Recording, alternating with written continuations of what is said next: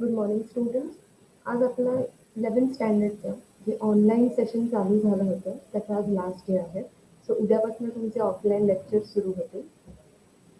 आत्तापर्यंत आपण EBS environment education and water सिक्युरिटीमध्ये आत्तापर्यंत आपण प्रोजेक्ट कुठले कुठले करू शकतो याचे ऑप्शन्स बघितले किंवा तुम्हाला थ्रूआउट द इयर पर्यावरण या विषयामध्ये कशा प्रकारे कार्य करायचं किंवा कसा तुम्हाला प्रोजेक्ट करायचा त्याचे मार्क्स डिस्ट्रीब्युशन काय आहे किंवा वर्षभरात जर तुम्हाला थिअरी एक्झाम या विषयासाठी नाही आहे तर कुठल्या प्रकारे तुम्ही तुमचं वर्षभरामध्ये तुमचं शेड्यूल असणार आहे या विषयासाठी किंवा तुमचे लेक्चर्स कसे असतील किंवा तुम्हाला प्रोजेक्टला किती मार्क आहेत किंवा त्याला इंटरनल एक्सटर्नल एक्झामिनर्स असतात एक्झॅक्टली एक्झामची काय पॅटर्न आहे हे आत्तापर्यंत आपण बघितलं.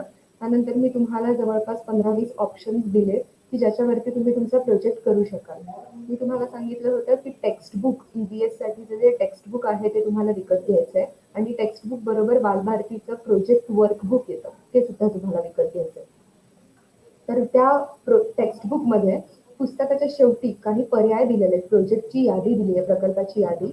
त्या यादीतले सुद्धा मी काही ऑप्शन्स तुम्हाला दिले होते. मी आता तुम्हाला मागच्या लेक्चरमध्ये फक्त त्याचा मुद्दा सांगितला होता की समजा तुम्ही लुप्त होणाऱ्या प्राण्यांवरती प्रोजेक्ट करू शकता, प्रदूषणावर करू शकता, घनकचऱ्यावरती करू शकता, असे मी तुम्हाला फक्त टॉपिक सांगितले होते. बट ते टॉपिक तुमच्या टेक्स्टबुकमध्ये कुठल्या फॉर्ममध्ये दिलेले आहेत, कुठल्या प्रोजेक्टच्या क्वेश्चनचा फॉर्म त्यांनी तो दिलेला आहे ते मी तुम्हाला आजच्या लेक्चरमध्ये सांगेन. सो तुमचं जे EBSचं टेक्स्टबुक आहे ते मराठी आणि इंग्लिश दोन्ही लँग्वेजमध्ये अवेलेबल आहे. समजा जर तुम्ही मराठीमधनं चूज करताय तुमचा लँग्वेज तर तुम्हाला मराठीचं पुस्तक घ्यायचं आहे आणि तुम्हाला तुमचा प्रोजेक्ट आणि असाइनमेंट दोन्ही मराठीतनंच द्यायचं आहे. समजा जर तुम्ही सायन्स स्ट्रीमचे आहात तरी तुम्हाला असं वाटतं की हा विषय मला मराठीतनं द्यायचा तसा तुम्ही देऊ शकता. फक्त 12वी बोर्डाचा फॉर्म भरताना आपल्याला ही काळजी घ्यायची आहे कारण 12वीचा बोर्डाचा फॉर्म हा आपण वर्षाच्या जवळपास शेवटी भरायला घेतो. तोपर्यंत आपलं प्रोजेक्टचं आणि असाइनमेंटचं काम बऱ्यापैकी झालेलं असतं. तर समजा जर तुम्ही प्रोजेक्ट मराठीतनं केलात, असाइनमेंट मराठीतनं केलं आणि जर फॉर्म भरताना इंग्लिशमधनं भरलात तर तुमची पूर्ण वर्षभराची मेहनत वाया जाईल. तुम्हाला सगळं परत इंग्लिशमधनं करायला लागेल. सो तुम्हाला जर मराठीतनं करायचं असेल तर बाकीचे विषय तुमचे इंग्लिशमधनं असल्यामुळे फॉर्म भरताना एवढी फक्त काळजी घ्या की EBS या विषयाच्या समोर तुम्ही लँग्वेज चूज करताना मराठी चूज करा. टेक्स्टबुक जे तुम्ही घ्याल त्या टेक्स्टबुकमध्ये पेज नंबर 84 वरती तुम्हाला प्रकल्पाची यादी दिलेली आहे. त्यातले कुठले क्वेश्चन हे इझी आहेत किंवा मी तुम्हाला ऑप्शन दिलेत. त्या यादीमध्ये जवळपास 30 ऑप्शन त्यांनी दिलेले आहेत. त्या 30 मधनं कुठलाही एक तुम्हाला लिहायचा आहे. पण मी आतापर्यंत तुम्हाला एक्सप्लेन केलेले जे टॉपिक आहेत ते मी फक्त तुम्हाला पॉईंट सांगितले होते की एखादी राष्ट्रीय चळवळ घ्या किंवा एखादा व्यक्ती घ्या, एखादी मोहीम आतापर्यंत झालेली ती कन्सिडर करा. ह्याच्यासाठी मी तुम्हाला क्वेश्चन सांगितले होते की क्वेश्चन्स कशा प्रकारे आहेत प्रोजेक्टसाठी. तर मी आज आतापर्यंत झालेले मी तुम्हाला ऑप्शन्स दिलेत त्याचे तुम्हाला क्वेश्चन सांगेन की टेक्स्टबुकमध्ये काय क्वेश्चन दिलेत की जेणेकरून तुम्हाला आयडिया येईल की एक्झॅक्टली त्या प्रोजेक्टमध्ये काय करायचं. सो तुमचा पहिला ऑप्शन तुम्ही हा कन्सिडर करू शकता. तुमच्या पुस्तकामध्ये दिलेल्या कोणत्याही एका राष्ट्रीय किंवा आंतरराष्ट्रीय संघटनेच्या पर्यावरण संरक्षणातील कार्याचा अभ्यास करा. हा आहे क्वेश्चन नंबर 2. प्रकल्प यादीमध्ये पर्याय दुसरा तुम्हाला जो हा दिलेला आहे त्याच्यामध्ये जसं मी तुम्हाला कालच्या लेक्चरमध्ये सांगितलं की पर्यावरण संरक्षणासाठी कार्यरत असलेल्या वेगवेगळ्या संस्था संघटना आपल्या पुस्तकामध्ये दिलेल्या आहेत. तर या प्रोजेक्टमध्ये काय करणं अपेक्षित आहे की त्यातली कुठलीही एक संघटना किंवा संस्था तुम्ही घ्यायची आहे आणि त्याच्यावरती तुम्ही तुमचा प्रोजेक्ट करू शकता. त्यासाठी जर तुम्ही सर्वे करत असाल तर वेगवेगळे ऍप्लिकेशन गुगल प्ले स्टोअरवरती किंवा ऍप स्टोअरवरती आहेत की जे तुम्ही ऍप्लिकेशन डाउनलोड करून सर्वे कंडक्ट करू शकता.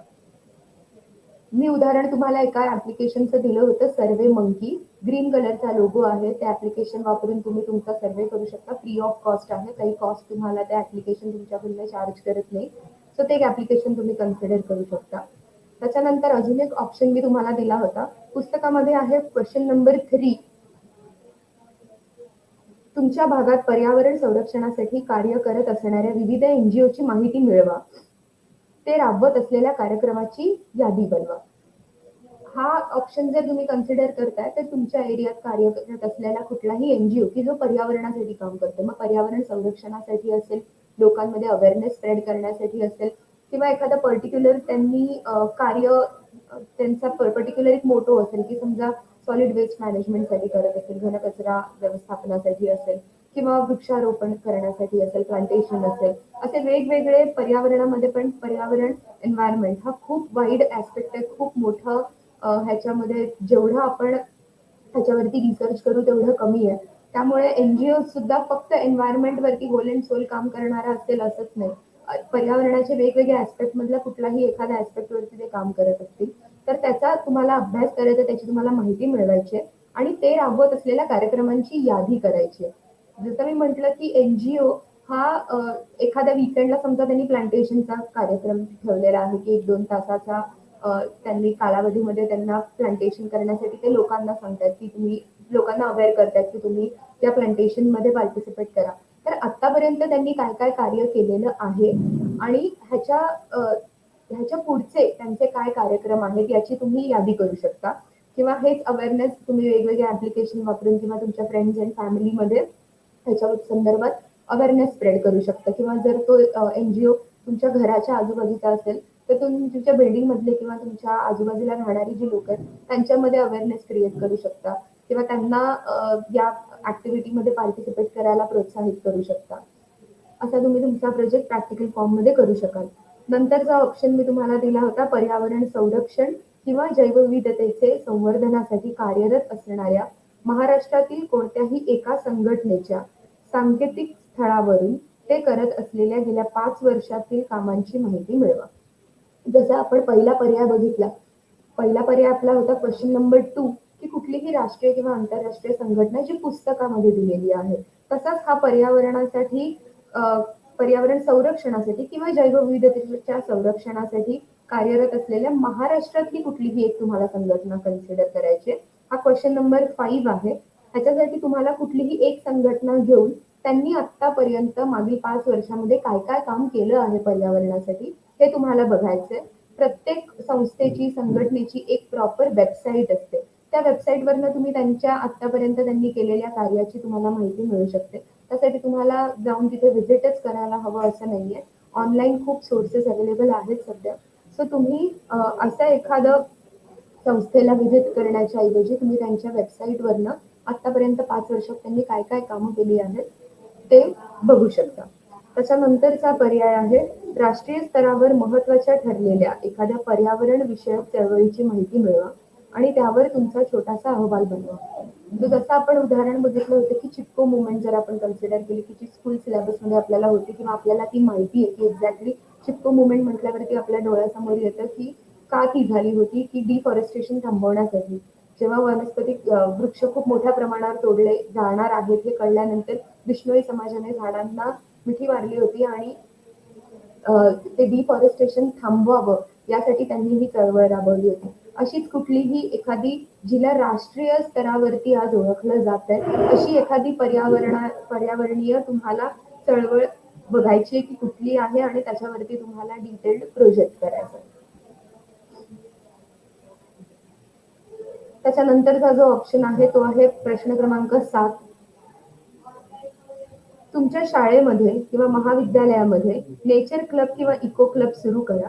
परिसर स्वच्छ ठेवणे किंवा बगीचा तयार करून झाडांची काळजी घेणे यासारखे कोणतेही 2 कार्यक्रम राबवून त्यावर अहवाल तयार करा. आता हा जो क्वेश्चन आहे तो आहे क्वेश्चन नंबर 7. क्वेश्चन नंबर 7 मध्ये तुम्हाला एखादा इको क्लब किंवा एखादा नेचर क्लब फॉर्म करायचा आणि कुठल्याही पर्यावरणपूरक 2 ऍक्टिव्हिटीज तुम्हाला करायच्या. यांनी उदाहरण दिलंय की तुम्ही कॉलेजमध्ये एखादं बाग तयार करून झाडांची काळजी घेऊ शकता किंवा तिकडचा परिसर कॉलेजचा परिसर स्वच्छ ठेवण्यासाठी मदत करू शकता.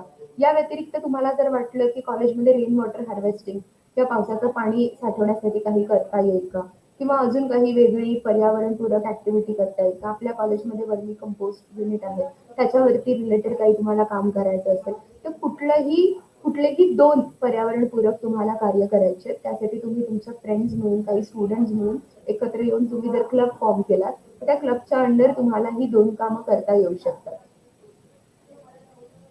त्यानंतरचा जो ऑप्शन आहे तो आहे क्वेश्चन नंबर 9. तुमच्या भागातील तलाव, तळे, नदी, परिसंस्थांचा अभ्यास करून तेथे तुमच्या पाहण्यात आलेल्या जैवविविधतेची माहिती मिळवून अहवाल तयार करा आणि त्यासोबतच त्या जैवविविधतेचा जर प्रदूषण, घनकचरा यासारखे काही धोके असतील तर तुम्ही काय करा? हा प्रश्न क्रमांक 9 आहे. याच्यामध्ये तुम्ही काय करणं एक्सपेक्टेड आहे, की निअरेस्ट वॉटर बॉडी, समजा तुमच्या घराच्या आजूबाजूला जर कुठलं तळं असेल किंवा कुठली नदी असेल, तर त्याला तुम्हाला व्हिजिट करायचं आहे. व्हिजिट करून तिथे कुठल्या प्रकारची जैवविविधता आहे, तिथे कुठले प्राणी आढळतात किंवा तिथे कुठल्या प्रकारची ॲक्वॅटिक ज्याला आपण ॲक्वॅटिक इकोसिस्टम जे आहे, तर त्याच्यामध्ये एक्झॅक्टली काय आहे, कुठले सबमर्ज्ड प्लांट्स आहेत का? किंवा कुठल्या प्रकारचे वेगळे मासे आहेत का? किंवा तिकडे कुठले पर्टिक्युलर पक्षी येत आहेत का? तिथे कुठल्या प्रकारच्या वनस्पती आहेत? ह्याच्यावरती तुम्हाला त्याची एक अहवाल तयार करायचा आहे. आणि जर अशा एखाद्या तलावाच्या जवळ किंवा नदीच्या जवळ अशा कुठल्या ऍक्टिव्हिटीज घडतायत का? किंवा त्या एरियामध्ये कुठले असे रिझन्स आहेत की त्याच्यामुळे प्रदूषण त्या एरियामध्ये होऊ शकतं किंवा घनकचरा यासारखा काही तिकडे धोका आहे का? त्या जे कुठली वॉटर बॉडी तुम्ही स्टडी करणार आहात ते तुम्हाला बघायचंय. तर तुमच्या आजूबाजूच्या घराच्या जवळ असलेलं कुठलंही तळं किंवा नदी किंवा कुठलंही परिसंस्था, तलाव तुम्ही कन्सिडर करू शकता. त्याच्यानंतरचा मी तुम्हाला ऑप्शन दिला होता तो होता प्रश्न क्रमांक 10. तुमच्या सभोवतालच्या नैसर्गिक अधिवासाचा अभ्यास करून वनस्पती आणि प्राण्यांविषयी माहिती मिळवा. कुठल्याही 10 प्रजातींची माहिती द्या. आता तुमच्या एरियामध्ये तुमच्या आजूबाजूला आढळणारे कुठलेही 10 वनस्पती आणि प्राणी याचा तुम्हाला अभ्यास करायचा आहे. मग आता समजा जर तुम्ही कुठल्या वनस्पतीचा अभ्यास करणार आहात तर त्यांना फळं कधी येतात, फुलं कधी येतात किंवा त्यांना पानगळ कधी होते किंवा त्या झाडावरती कुठल्या प्रकारचे विशिष्ट पक्षी राहतात का किंवा कुठले प्राणी राहतात का किंवा घरटी कुठल्या प्रकारचे विशेष पाहिली जातात का, असा पण तुम्ही अभ्यास करू शकता. किंवा ते झाड किती वर्ष जुनं असावं किंवा त्या झाडाला बाकी कुठल्या त्या झाडावरती असे कुठले वेगळे कीटक तुम्हाला दिसतायत का, असा तुम्ही त्या वनस्पतीचा पूर्णपणे अभ्यास करू शकता. किंवा जर तुम्ही कुठले प्राणी कन्सिडर करताय किंवा पक्षी कन्सिडर करताय तर त्यांचा लाईफ स्पॅन सुद्धा तुम्ही बघू शकता की कुठल्या वयाच्या कुठल्या काळामध्ये ती घरटी बांधतात किंवा त्यांचं ब्रीडिंग सीझन कुठला असतो किंवा त्याने अंडी घालण्याचा सीझन कुठला असतो किंवा ते त्यांचं आयुष्य कशा प्रकारे असतं, ते कुठल्या प्रकारचं खाणं खातात, असा तुम्ही अभ्यास कुठल्याही 10 पक्षी किंवा प्राण्यांवरती करू शकता. त्याच्यानंतरचा पर्याय आहे पर्याय नंबर 11, क्वेश्चन नंबर 11. तुमच्या गाव किंवा शहरातील नैसर्गिक अधिवासामधील, म्हणजे उदाहरणं दिलेली आहेत, पर्वत, गवताळ प्रदेश, जंगल, नदीकाठ किंवा तलाव, येथे जाऊन जैवविविधतेचा अभ्यास करून अहवाल तयार करा आणि त्याचबरोबर अन्न साखळी आणि अन्न साखळीचा अभ्यास करा. आता अन्न साखळी म्हणजे आपण हे शाळेमध्ये पाहिलेलं आहे की वनस्पतींपासून जर आपण सुरू केलं, ज्याला आपण प्रायमरी कंझ्युमर म्हणू, ज्याला आपण प्रोड्युसर्स म्हणू, की जे स्वतःचं अन्न स्वतः तयार करतात. सो प्रोड्युसर्स जे आहे ते प्रोड्युसर्स पासून प्रायमरी कंझ्युमर, सेकंडरी कंझ्युमर, की त्याची एक पूर्ण साखळी जी तयार होते, इट गोज ऑन, की ती साखळी टर्शरी कंझ्युमर्स पर्यंत जाते. आता एखाद्या वनस्पतीवरती किंवा एखाद्या झाडावरती डिपेंड असलेलं हरिण आहे, हरणावरती डिपेंड असलेला वाघ आहे, अशी ही जी अन्न साखळी आहे याचा तुम्हाला अभ्यास करायचा आहे. पण ही कुठे तुम्हाला कुठला एरिया कन्सिडर करायचा आहे, की तुमच्या घराच्या आजूबाजूला असलेलं एखादं गवताळ प्रदेश बघा, एखादं जंगल बघा किंवा तलाव बघा किंवा एखादं तुम्हाला टेकडी असेल तर तुमच्या आजूबाजूला असलेलं एखादं नैसर्गिक असे ठिकाण की जिकडे जाऊन तुम्ही तिकडच्या जैवविविधतेचा अभ्यास करू शकाल, त्याचा अहवाल तयार करू शकाल आणि त्याचबरोबर तुम्हाला तिथे आढळून येणाऱ्या अन्न साखळीचा किंवा तिथे कुठल्या प्रकारची अन्न साखळी आहे, जर ॲक्वॅटिक असेल तर पाण्यातली जी वनस्पती असतात, ज्या सबमर्ज्ड असतात, काही असतात त्या फ्लोटिंग असतात किंवा त्यांच्यावरती डिपेंड असलेले छोटे मासे, मग मोठे मासे किंवा त्याच्यात कासवं आहेत का, अशा वेगवेगळ्या प्रकारे तुम्ही अन्न साखळी कशी एकमेकांवरती, कुठले प्राणी एकमेकांवरती अवलंबून आहेत, ह्याचा तुम्ही एक अहवाल तयार करू शकता. त्याच्यानंतरचा पर्याय आहे प्रश्न क्रमांक 12. दैनिक वृत्तपत्रात प्रसिद्ध केलेल्या जैवविविधतेच्या बातम्यांची यादी बनवा. त्यांना सकारात्मक किंवा नकारात्मक बाबींमध्ये वर्गीकृत करून तुम्ही त्यांच्यामध्ये सुधारणा घडवून आणण्यासाठी करू शकत असलेल्या 3 कृतींची माहिती द्या. हे उदाहरण मी तुम्हाला प्रोजेक्टचं काल दिलं होतं की जेव्हा तुम्ही एखादा सर्टन टाइम डिसाईड करा की मी 2 महिने, 3 महिने किंवा वर्षभरातल्या पर्यावरणीय बातम्या गोळा करेन किंवा त्याची नोंद करून ठेवीन. मग त्या न्यूजमध्ये आलेल्या असतील किंवा वृत्तपत्रात आलेल्या असतील आणि त्याला सकारात्मक किंवा नकारात्मक असं त्यांना वर्गीकृत करेन, त्यांचं बायफर्गेशन करेन. ही ही एखादी बातमी जी आहे, उदाहरण आपण बघितली होती, की एखाद्या झूमध्ये जर वाघिणीला पिल्लं झाली, तर ती सकारात्मक बातमी आपण कन्सिडर करू शकतो. किंवा एखाद्या वाघिणीचा मृत्यू झाला, तर ती नकारात्मक बातमी आहे. किंवा एखाद्या ठिकाणी जर वणवा लागला असेल आणि त्याच्यामध्ये मोठ्या प्रमाणात वनस्पती किंवा प्राणी जर हार्म झाले असतील, तर ती नकारात्मक बातमी आहे.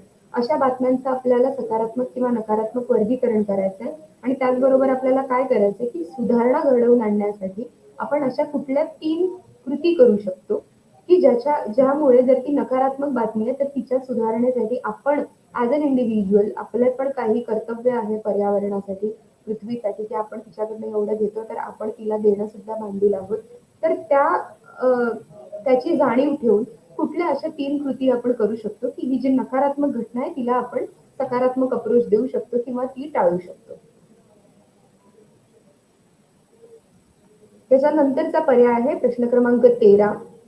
तुमच्या परिसरातील कोणत्याही 10 झाडांचा अभ्यास करून त्या झाडांमध्ये होणाऱ्या बदलांविषयी, जसे की फळे आणि फुले येण्याचा कालावधी, पानगळ, त्यांच्यावर आढळणारे पक्षी, कीटक किंवा घर बांधणारे पक्षी यांच्यावर अहवाल तयार करा.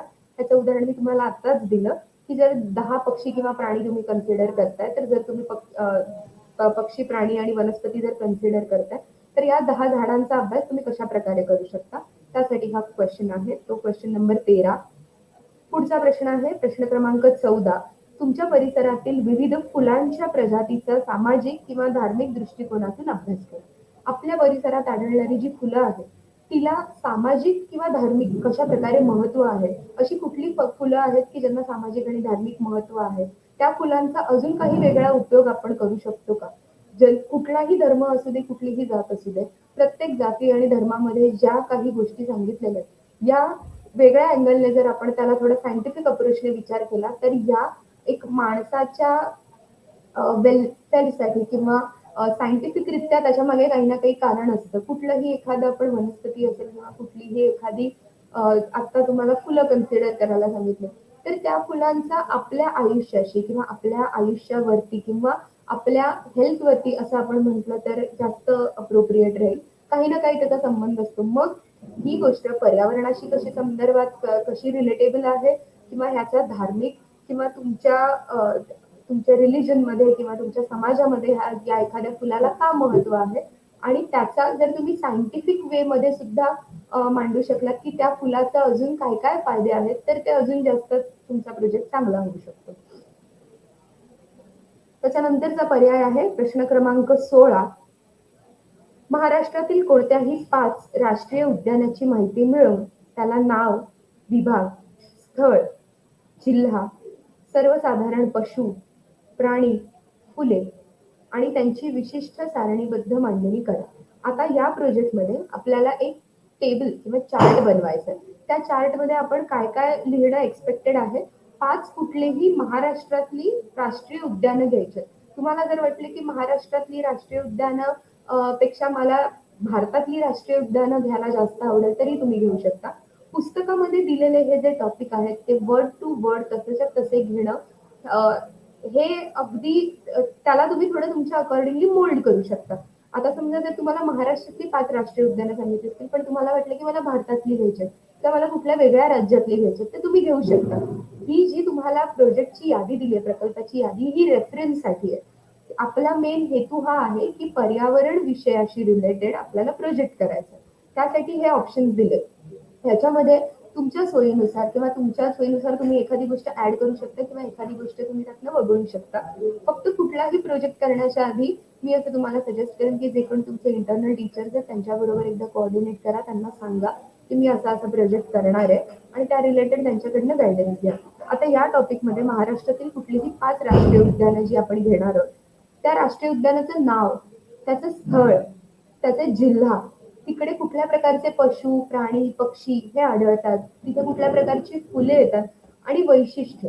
आता जसं कालच्या आपण या प्रोजेक्टच्या उदाहरणामध्ये बघितलं होतं की गीरचं नॅशनल पार्क म्हटल्यावरती आपल्या डोळ्यासमोर येतात ते लायन्स येतात.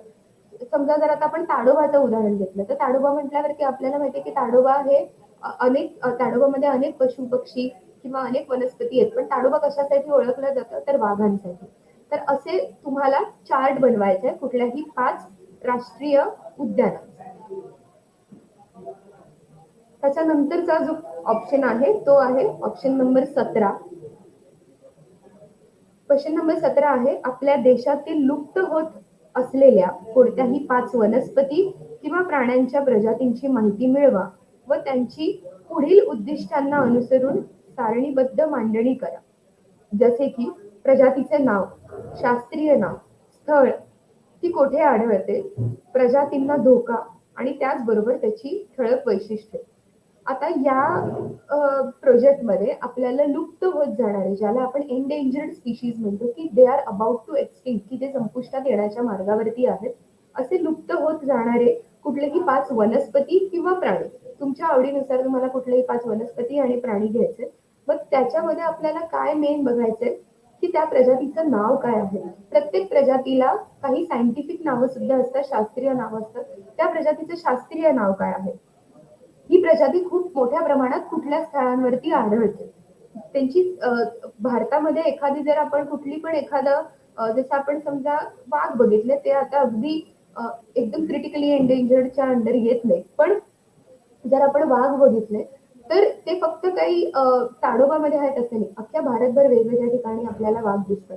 तर अशी वेगवेगळी स्थळं तुम्हाला लिहायचे की जिथे तुम्ही अभ्यास करत असलेली 5 ज्या काही प्राणी किंवा वनस्पती आहेत ते कुठल्या अशा वेगवेगळ्या ठिकाणी आपल्याला इझिली आढळतात. त्याच्यानंतर या प्रजातींना का धोका आहे. जनरली कुठलेही प्राणी किंवा पक्षी आहेत त्यांचं नैसर्गिक कॉम्पिटिशन असतं, एकमेकांमध्ये कॉम्पिटिशन असतं, ज्याला आपण सर्वायवल ऑफ द फिटेस्ट म्हणतो, की जो त्यांच्या आपापसातल्या कॉम्पिटिशन मधनं काही त्यांची संख्या कमी होते. त्यानंतर माणसाच्या वेगवेगळ्या अशा आपली ऍक्टिव्हिटीज आहेत की ज्याच्यामुळे आज पर्यावरण खूप धोक्यात आहे किंवा या वनस्पती किंवा हे प्राणी खूप मोठ्या संकटात आहेत, कारण की ते आता लुप्त होण्याच्या किंवा ते एक्सटिंक्ट होण्याच्या मार्गावरती आहेत. तर असे या प्रजातींना का धोका आहे. आता समजा वाघांची कातडी असेल किंवा त्यांची नखं असेल त्याच्यासाठी त्यांची शिकार केली जाते, किंवा आता वन हॉर्न रायनो असतील तर त्यांचा जो हॉर्न असतो त्याच्यासाठी त्यांची शिकार केली जाते, किंवा हत्तींची त्यांच्या टस्कसाठी त्यांच्या दातासाठी शिकार केली जाते. अशी काय काय कारणं आहेत की या प्रजाती लुप्त होत आहेत. किंवा अशा कुठल्या वनस्पती असतील की ज्याला ग्लोबल लेवलवरती खूप मोठ्या प्रमाणात डिमांड आहे, त्यामुळे त्यांची तस्करी होते किंवा त्यांची मोठ्या प्रमाणावरती तोड होतीये. अशा जर तुम्हाला काही त्याची वेगवेगळी कारणं वाटत असतील की या प्रजातींना का धोका आहे, तर त्याची आपल्याला यादी करायची आणि त्याचबरोबर त्याची ठळक वैशिष्ट्य लिहायचे. आता ठळक वैशिष्ट्य की हे कुठलं पण आपण एखादा प्राणी किंवा वनस्पती कन्सिडर करतो, ते एक्झॅक्टली ते कशासाठी ओळखले जातात किंवा त्यांचं काय असं खास वैशिष्ट्य आहे हे तुम्हाला या प्रोजेक्टमध्ये लिहायचे. त्यांनी वेगवेगळे क्रायटेरियाज दिलेत, तसं तुम्ही टेबल बनवू शकता किंवा नॉर्मल पॅरेग्राफ वाईज तुम्ही हा प्रोजेक्ट तुमच्या प्रोजेक्ट बुकमध्ये लिहू शकता. त्याच्यानंतरचा जो ऑप्शन आहे तो आहे प्रश्न क्रमांक 18. क्वेश्चन नंबर 18, तुमच्या परिसरातील कोणत्याही ज्ञानी, त्यांनी ऑप्शन दिलेत की वैद्य, स्थानिक आदिवासी, तुमचे किंवा शेजारील घरामधील ज्येष्ठ व्यक्ती, त्यांच्या सहाय्याने औषधी वनस्पतींची यादी बनवा. त्या प्रजातींची सद्यस्थिती शोधून काढा. तिच्या संवर्धनासाठी तुम्ही काय करू शकता ते लिहा. आता जे आपल्या घरातले मोठ्या व्यक्ती आहेत, आपल्या आजी आजोबा असतील किंवा तुमच्या शेजारी पाजारी कोणी जर ज्येष्ठ नागरिक असतील तर, किंवा ज्यांना औषधी वनस्पतींबद्दल जास्त माहिती असेल, मग कोणी वैद्य असतील किंवा कोणी की ज्यांना बऱ्यापैकी या सगळ्या गोष्टींची माहिती आहे, तुम्ही त्यांच्याशी बोलून अशा वनस्पतींची यादी करू शकता किंवा या वनस्पतींचा काय फायदा आहे हे तुम्ही लिहू शकता. आणि या वनस्पती कशा प्रकारे कमी होत आहेत किंवा जसं वर्ष वाढतायत किंवा जसं डिफॉरेस्टेशन वाढते, अर्बनायझेशन वाढते, शहरीकरण वाढते, तसं खूप मोठ्या प्रमाणात वृक्षतोड होतीये. तर मग असंही होऊ शकतं की तुमच्या आजी आजोबांकडनं तुम्हाला कळेल की जवळपास 25-30 वर्ष आधी ही वनस्पती बऱ्यापैकी आपल्या एरियात दिसायची, पण आता ती आपल्या एरियामध्ये आढळत नाहीये, किंवा हिचे बऱ्यापैकी फायदे आहेत पण आता ती खूप जास्त दिसत नाहीये कारण खूप मोठ्या प्रमाणात वृक्षतोड आहे. तर यासाठी आपण काय करू शकतो, तिच्या संवर्धनासाठी आपण काही करू शकतो का, हे तुम्हाला या प्रोजेक्टमध्ये लिहायचं. त्याच्यानंतरचा पर्याय आहे क्वेश्चन नंबर 19. तुमच्या खेडेगावामधील किंवा शहरातील जैवविविधतेचे सर्वेक्षण करा. वारसा जोपासणाऱ्या जुन्या मोठ्या झाडांची यादी बनवा. त्यावर घरटी बांधणाऱ्या पक्ष्यांची, इतर पक्ष्यांची, कीटकांची, माकडांची, खारींची इत्यादी पक्ष्यांची माहिती मिळवून लिहा. जसा आधीचा आपला टॉपिक होता की एखादं जर तुम्ही वनस्पती अभ्यास करताय, एखाद्या झाडाची जर अभ्यास करताय, तर त्याच्यावरती आढळणाऱ्या गोष्टी तुम्हाला त्याचा सुद्धा अभ्यास तुम्ही करू शकता. तसंच हा टॉपिक आहे, फक्त ह्याच्यामध्ये वेगळं काय आहे की तुम्हाला ते हेरिटेज प्लांट बघायचे, हेरिटेज ट्री बघायचे, की जी खूप जुनं वृक्ष आपल्या तुमच्या एरियामध्ये पण असेल की बाबा ते 30-40 वर्ष जुनं आहे, 50 वर्ष जुनं झाड आहे, त्या झाडाचा तुम्हाला अभ्यास करायचा आहे. आधीच्या टॉपिकमध्ये तुम्ही कुठलंही एखादं ट्री कन्सिडर करू शकता, झाड कन्सिडर करू शकत होता. पण याच्यामध्ये या टॉपिकचं वैशिष्ट्य असं आहे की तुम्हाला खूप जुनं किंवा जे वर्षानुवर्ष झाड तिथे एखाद्या ठिकाणी आहे, 20 वर्ष, 30 वर्ष किंवा त्याला हेरिटेज आपण असं म्हणू शकतो, असं एखाद्या झाडावरती तुम्हाला अभ्यास करायचा. त्याच्यानंतरचा आहे ऑप्शन प्रश्न क्रमांक 20. जैवविविधतेच्या संदर्भातील तुमचा फोटो गॅलरी अल्बम बनवा. कंसात दिलेले आहेत पर्याय: कीटक, मधमाशी, पक्षी किंवा तुमच्या कॉलेजच्या परिसरातील पक्षी, कीटक, मधमाशी यांची यादी करून अहवाल तयार करा. आता जसा आपण जैवविविधतेचा अभ्यास करतो, तर अभ्यास करण्यासोबत जर तुम्हाला त्याचे फोटोग्राफ्स मिळाले, तुम्हाला त्याचे फोटो काढता आले, तर तुम्ही त्याचा एक अल्बम बनवू शकता, फोटो गॅलरी बनवू शकता. आणि ह्याच्यामध्ये तुम्हाला ह्यांनी काय ऑप्शन दिलेत की तुम्ही कुठली कीटक, मधमाशी किंवा पक्षी, एखाद्याला वाटलं की मला फक्त फुलपाखरांवरती करायचं, एखाद्याला वाटलं मला पक्ष्यांवर करायचं, प्राण्यांवर करायचं, वनस्पतींवर करायचं, तर तुम्ही कुठलीही गोष्ट कन्सिडर करू शकता. आणि ते तुमच्या एरियामध्ये आढळणारे असतील, आपल्या कॉलेजच्या प्रिमायसेस मध्ये आढळणारे असतील, तुम्ही कुठलेही कन्सिडर करून त्याची फोटो गॅलरी अल्बम बनवू शकता आणि त्याचा अभ्यास करू शकता. त्याच्यानंतरचा पर्याय आहे प्रश्न क्रमांक 23. तुमच्या शाळेमध्ये आपत्कालीन परिस्थिती उद्भवली असता तुम्ही करणाऱ्या कार्याचा आराखडा तयार करा. त्याची माहिती राष्ट्रीय सणांदिवशी द्या. आता वेगवेगळ्या नॅचरल कॅलॅमिटीज येऊ शकतात. समजा अर्थक्वेक असेल किंवा खूप हेवी रेनफॉल असेल, तर अशा वेळेला आपण काय करायला हवं आणि काय करायला नको, या संदर्भात तुम्हाला माहिती गोळा करायची आहे आणि त्याच्यावरती तुम्हाला प्रोजेक्ट करायचा. आपल्याला पुस्तकामध्ये दिलेला 5वा धडा हा नैसर्गिक आपत्तींवरतीच आहे किंवा इन जनरल आपत्तींवरतीच आहे. तर तुम्हाला तो ऑफलाईन लेक्चरमध्ये डिटेलमध्ये शिकवला जाईल. तर अशी कुठलीही आपत्ती जर आली आणि त्यावेळेला जर आपण आपल्या महाविद्यालयात असू, तर तुम्ही तुमच्या मित्रांना काय सांगाल किंवा तुम्ही तुमच्या आजूबाजूला असणाऱ्या लोकांना काय सांगाल की आपण काय करावं आणि काय करू नये अशा काळामध्ये, ह्याच्यावरती तुम्हाला प्रोजेक्ट तयार करायचा. मी तुम्हाला रॅन्डम ऑप्शन सांगतेय. याचा अर्थ असा नाहीये की मी दिलेल्या पर्यायामधनच तुम्हाला प्रोजेक्ट करायचा आहे. हे मी तुम्हाला सोपे किंवा त्यातनं त्यात तुम्हाला पटकन इझिली अंडरस्टँडेबल आहेत असे मी तुम्हाला आता प्रोजेक्ट सांगतेय. ऑनलाईन लेक्चरमध्ये तुमचे काही डाऊट्स असतील तर ते मला क्लिअर करता येणार नाही. ऑफलाईन लेक्चरमध्ये कॉलेज एकदा आपलं सुरू झालं आणि मी दिलेल्या पर्याया व्यतिरिक्त तुम्ही जर एखादा टॉपिक घेऊन आला, तर तो तुम्हाला मला एक्सप्लेन करायला किंवा तुमच्या इंटरनल टीचर्सना एक्सप्लेन करायला जास्त इझी पडेल. म्हणून मी हे काही मधले मधले ऑप्शन तुम्हाला देतेय. बट तसे आपल्याकडे 30 ऑप्शन आहेत, त्याच्यात मी काही 15-20 इझिएस्ट ऑप्शन तुम्हाला देतेय. त्या व्यतिरिक्त तुम्हाला जर वेगळे टॉपिक करायचे असतील पण ते पर्यावरण रिलेटेडच असावेत, तर तुम्ही करू शकता. जे तुमचे इंटरनल टीचर्स आहेत त्यांच्या बरोबर एकदा त्यांच्या गाईडलाईन्सच्या अंडरच तुम्ही तो प्रोजेक्ट करा. ह्याच्यानंतरचा जो टॉपिक आहे तो आहे प्रश्न क्रमांक 24. पाण्याचे संकलन किंवा पुनर्भरण इत्यादींसारख्या तुमच्या परिसरातील जलसंवर्धनासाठी तेथे वापरल्या जाणाऱ्या विविध पद्धतीचा अभ्यास करा. आकृत्यांच्या आधारे माहिती संकलित करा. आपण मागच्या लेक्चरमध्ये ड्रिप इरिगेशन, ज्याला ठिबक सिंचन म्हणतो आपण, ठिबक सिंचन आणि रेन वॉटर हार्वेस्टिंग हे बघितलं होतं. तिथे खेडेगाव आपण कन्सिडर करतोय, तर ठिबक सिंचन हे पाण्याचं संकलन किंवा पाणी वॉटर कन्झर्वेशनसाठी आपण ही ट्रीटमेंट वापरू शकतो किंवा शेतकऱ्यांनी वापरावी. आणि जर आपण शहरी भाग बघतोय, तर रेन वॉटर हार्वेस्टिंग की छतावर पडणाऱ्या पाण्याचं संकलन करणं हे सुद्धा पाणी कन्झर्वेशन, वॉटर कन्झर्वेशनच्या अंडर येतं. तर ह्याच्यासाठी तुम्हाला पूर्ण त्या पद्धतीचा अभ्यास करायचा की कशा प्रकारे छतावरती पावसाचं पडणारं पाणी चॅनल थ्रू कलेक्ट केलं जातं, त्यासाठी काय प्रोसिजर आहे किंवा कितपत पाणी कलेक्ट करू शकतो किंवा या पाणी कलेक्शनमुळे थ्रू आउट द इयर पावसाळ्यात केलेलं पाणी तुम्ही वापरू शकता का, किंवा कशा प्रकारे सरकारने काही वेगवेगळे नियम दिलेत का. आणि आकृतीच्या सहाय्याने तुम्हाला या प्रोजेक्टला जास्त नीट इलॅबरेट करायचे किंवा ड्रॉ करायचे किंवा तुम्ही फोटो स्टिक करू शकता. प्रोजेक्ट कसा लिहायचा हे टीचर्स तुम्हाला जेव्हा तुमचे ऑफलाईन लेक्चर सुरू होतील तेव्हा वारंवार तुम्हाला त्या रिलेटेड गाईड करतील. याच्या नंतरचा ऑप्शन आहे क्वेश्चन नंबर 25. तुमच्या घरातील पुनःचक्रीकरण होणाऱ्या वस्तूंची यादी बनवा आणि त्यासाठी लोकांमध्ये जनजागृती घडवून आणण्यासाठी केलेल्या कामांचा अहवाल बनवा. आता इको फ्रेंडली प्रोडक्ट किंवा जे प्रोडक्ट आपण रिसायकल रियूज करू शकतो असे प्रोडक्ट आपल्याला जे घरातनं आपल्या जो आपण घनकचरा म्हणून टाकतोय, आता जो आपण घरात कचऱ्याचं आजकाल सगळेच बायफर्गेशन करत असतील असं मी गृहीत धरते की ओला कचरा, सुका कचरा.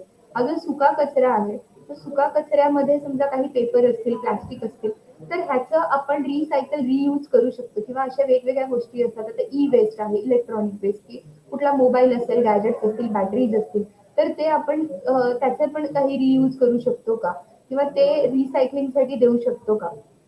तर अशा तुमच्या घरात असलेल्या कुठल्याही वस्तू, मग आता खूप छोटी गोष्ट आहे की आता प्लास्टिकवरती बंदी आणलेली आहे किंवा प्लास्टिकच्या पिशव्या वापरू नका हे वर्षानुवर्ष सांगितलं जाते किंवा प्लास्टिक हे किती मोठ्या प्रमाणात आज पर्यावरणाचे नुकसान करते हे आपल्या सगळ्यांना माहिती आहे. समुद्रात खूप मोठ्या प्रमाणात पाण्याचं जे पोल्युशन होत आहे प्लास्टिकमुळे किंवा ज्या प्रकारे ॲक्वाटिक इकोसिस्टम वरती खूप मोठा परिणाम होतो या प्लास्टिकचा, तर ती घरातनं आपण सामान घ्यायला बाहेर पडल्यावरती आवर्जून लक्षात ठेवून कापडी पिशवी कॅरी करणं, प्लास्टिकच्या पिशव्या न वापरणं किंवा घरात अजून कुठल्या वेगवेगळ्या आपल्या दैनंदिन आयुष्यामध्ये आपण काही बदल घडवून आणले की जेणेकरून आपल्याला प्लास्टिकचा वापर कमी करता येईल किंवा अशा इको फ्रेंडली गोष्टींचा वापर जास्त करता येईल. आता सकाळी उठल्यापासून रात्री झोपेपर्यंत आपण जे काही दिवसभरात करतो त्याच्यामधनं आपण इको फ्रेंडली अप्रोच कसा ठेवू शकतो ह्याच्यावरती तुम्हाला प्रोजेक्ट करायचा. तर उदाहरणार्थ आपण जो ब्रश वापरतो तो ब्रश प्लास्टिकचा असतो, त्याच्या बदल्यात जर आजकाल बांबू स्टिक्सचे ब्रश येतात किंवा लाकडाचे ब्रश येतात की जे तुम्ही वापरू शकाल, की जे रियूज करू शकाल किंवा अगदी 6-6 महिन्यांनी जरी आपल्याला ते ब्रश बदलायची वेळ आली तरी सुद्धा ते पर्यावरणाला धोका देणार, पर्यावरणाचं नुकसान करणारे नसावेत. अशा कुठल्या वेगवेगळ्या ऍक्टिव्हिटीज आपण किंवा आपल्या जे काही आपलं डेली रुटीन आहे त्याच्यामध्ये काय चेंजेस करू शकतो. त्याच्यानंतरचा ऑप्शन आहे क्वेश्चन नंबर 27. महाराष्ट्रावर परिणाम करणाऱ्या कोणत्याही 2 नैसर्गिक आपत्तींची यादी बनवून त्यांचे जनसमुदायावरती होणारे परिणाम लिहा आणि ते कमी करण्यासाठी तुमची भूमिका स्पष्ट करा. आता मगाशी आपण जे बघितलं की आपण कॉलेजमध्ये असताना जर एखादी नैसर्गिक आपत्ती आली तर आपण काय कराल. आता यांनी काय सांगितलंय की महाराष्ट्रावरती परिणाम करणारे असे कुठलेही 2 नैसर्गिक आपत्ती. मग आता समजा खूप कोल्हापूर शहरामध्ये खूप पाऊस पडल्यामुळे तिथे जे झालं होतं नुकसान, तर तुम्ही हेवी रेनफॉल कन्सिडर करू शकता किंवा मागे मुंबई शहरामध्ये सुनामी आली होती किंवा काही काही ठिकाणी ड्रॉटच पडतो, दुष्काळ पडतो किंवा एखाद्या ठिकाणी भूकंप होत असेल तर तुम्ही त्या ठिकाणचा अभ्यास करू शकता. अशी कुठल्याही 2 नैसर्गिक आपत्तींचा तुम्ही अभ्यास करायचा आहे की ज्या महाराष्ट्रावरती परिणाम करतात किंवा तिकडच्या जनसमुदायावरती काय त्या सगळ्याचा परिणाम होतो किंवा लोकांना स्थलांतर करायला लागलंय का, की तिकडच्या फक्त जनसमुदायावरती म्हणण्यापेक्षा की तिकडे असणारे हे जे प्राणी पक्षी आहेत, जी जैवविविधता आहे त्याच्यावरती डिस्टर्ब होते का, त्याच्यावरती काय परिणाम होत असेल, असा तुम्हाला हा प्रोजेक्ट करायचा आहे. त्याच्यानंतर आहे प्रोजेक्ट नंबर 28, क्वेश्चन नंबर 28. तुमच्या परिसरात अनुभवलेल्या आपत्ती संदर्भात परिस्थितीला काय करावे व काय करू नये याचा तक्ता बनवा. या आपत्तीचे जनसमुदायावर होणारे परिणाम आणि ते कमी करण्याची तुमची भूमिका स्पष्ट करा. सेम टॉपिक आहे. मगाशी आपण महाराष्ट्रातल्या 2 आपत्ती बघितल्या. आता आपल्याला असं बघायचंय की अशी एखादी आपत्ती की जी आपल्या एरियामध्ये होऊ शकते, आपण जिथे राहतोय त्या नजीकच्या परिसरामध्ये अशी एखादी आपत्ती येऊ शकते. अशा वेळेला आपण काय करावे, काय करू नये किंवा अशी एखादी नैसर्गिक आपत्तीची वेळ येऊ नये यासाठी ॲज अन इंडिव्हिज्युअल आपण काय करू शकतो, असा तुम्हाला टॉपिक हा आहे. आतापर्यंत मी तुम्हाला जे टॉपिक सांगितले त्याचे मी क्वेश्चन नंबर्स परत एकदा सांगते की हे सोपे पर्याय मी तुम्हाला सांगितले की जे मी तुम्हाला ऑलरेडी एक्सप्लेन करून झालेले आहे. क्वेश्चन नंबर्स आहेत 2, 3, 5, 6, 7, 9, 10, 11, 12, 13, 14, 16, 17, 18, 19, 20, 23, 24, 25, 27 आणि 28. हे जे मी तुम्हाला पर्याय दिले हे जवळपास 30 पैकी बऱ्यापैकी प्रोजेक्ट कव्हर अप झालेले आहेत. मला जसं वाटलं की काही प्रोजेक्ट एक्सप्लेन मी जर आत्ता केलं तर त्याच्यावरती तुमचे बऱ्यापैकी तुम्हाला त्याच्यावरती क्वेश्चन येऊ शकतात किंवा त्यात काही ह्याच्यामध्ये तुम्हाला थोडे डिफिकल्टीज येऊ शकतात. ते टॉपिक मी आत्ता तुम्हाला दिलेले नाही आहेत, बट दॅट डझंट मीन की ते टॉपिक तुम्ही कन्सिडर करू शकत नाही. टोटल पुस्तकाच्या मागे 30 पर्याय दिले. या 30 व्यतिरिक्त जर तुमच्याकडे वेगळी कुठली आयडिया असेल तरी तुम्ही ती कन्सिडर करू शकता. प्रोजेक्ट हा पर्यावरण रिलेटेडच असायला हवाय. प्रोजेक्ट लिहिण्यासाठी प्रकल्प विषय निवड, विषयाचं महत्त्व, प्रकल्प कार्य उद्दिष्टे, प्रकल्प कार्य पद्धती, निरीक्षणे, विश्लेषण आणि निष्कर्ष अशा प्रकारे आपल्याला प्रोजेक्ट करायचा आहे. जो प्रोजेक्ट तुम्ही चूज करणार आहात तो प्रोजेक्ट आपल्याला प्रॅक्टिकलीच परफॉर्म करायचा आहे. त्यामुळे फक्त गुगलवरनं माहिती घेतली आणि प्रोजेक्ट लिहिला असं करू नका. 11वी मध्ये केलेला प्रोजेक्ट हा समजा जर तुमचा रिसर्च प्रोजेक्ट असेल, तुम्ही एखादा जर सर्वे करताय किंवा एखाद्या ठिकाणाला व्हिजिट करताय किंवा त्याच्यामध्ये तुम्ही खूप जास्त एफर्ट दिलेले आहेत, तुम्ही प्रॅक्टिकली करताय, तुम्ही नेचर क्लब फॉर्म केलेला आहे, तर तोच प्रोजेक्ट आपण 12वी मध्ये त्याच्यामध्ये थोडी भर घालून किंवा त्याच्यामध्ये अजून काही मॉडिफिकेशन करून आपण कंटिन्यू करू शकू, की जेणेकरून तुमचा वेळ कमी लागेल आणि तुम्हाला तो प्रोजेक्ट तेवढा जास्त 12वी मध्ये तो अजून स्ट्रॉंग करता येईल. त्यामुळे 11वी मध्ये प्रोजेक्ट न करता फक्त 12वी मध्ये करायचा आणि 11वी मध्ये थोडेसे लिनियंटली घ्याल तर असं करू नका. माझं सांगणं तुम्हाला असंच असेल की 11वी मध्ये तुमच्याकडे बऱ्यापैकी वेळ असतो कम्पॅरेटिव्हली 12वीच्या. कारण 12वी मध्ये तुम्हाला बोर्डाच्या अभ्यासाचे किंवा बाकीच्या अजून क्लासेस आणि वेगवेगळ्या एक्झामचं टेन्शन असतं. सो जर 11वी मध्येच तुम्ही तुमचा प्रोजेक्ट खूप स्ट्रॉंग केलात किंवा रिसर्च करण्याच्या मागे तुमचा जर कल ठेवलात तर हे तुम्हाला 2 वर्षासाठी उपयोगाचं राहील. प्रोजेक्ट रिलेटेड प्रोजेक्ट कसा लिहावा, ईबीएसला 50 मार्क आहेत. हा सायन्स कॉमर्स आर्ट्स तिन्हीसाठी कंपल्सरी आहे. हा विषयामध्ये तुम्ही तुमची भाषा निवडू शकता, इंग्लिश किंवा Marathi.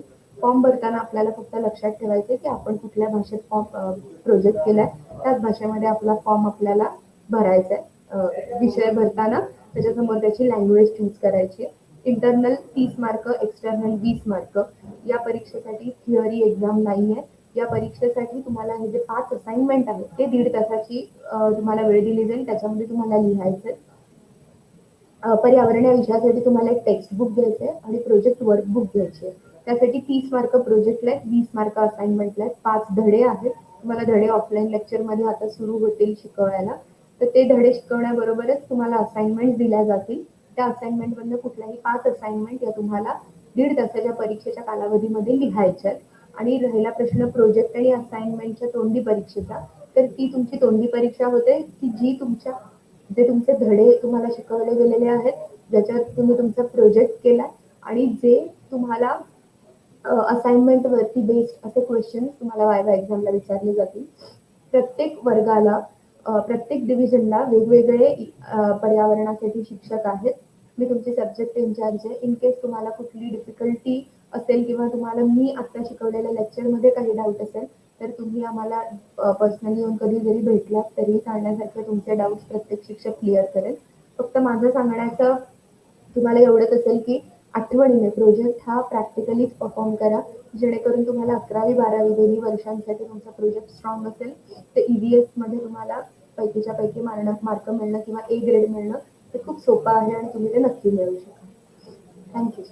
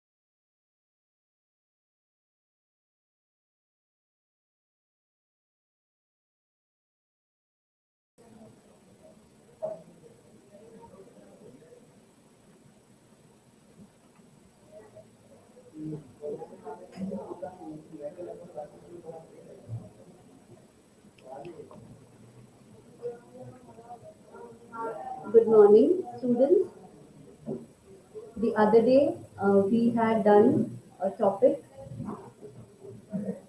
in grammar, change the voice. Today, we are taking up this topic that you can see on the screen, that is direct and indirect speech. You have already done this in school. We'll have a quick revision of the same. Just as I had told you all in the last class, in the previous class, I want the students to be ready with the writing material as well as the notebook. So please keep the notebook and writing material ready with you so that you can jot down the important points.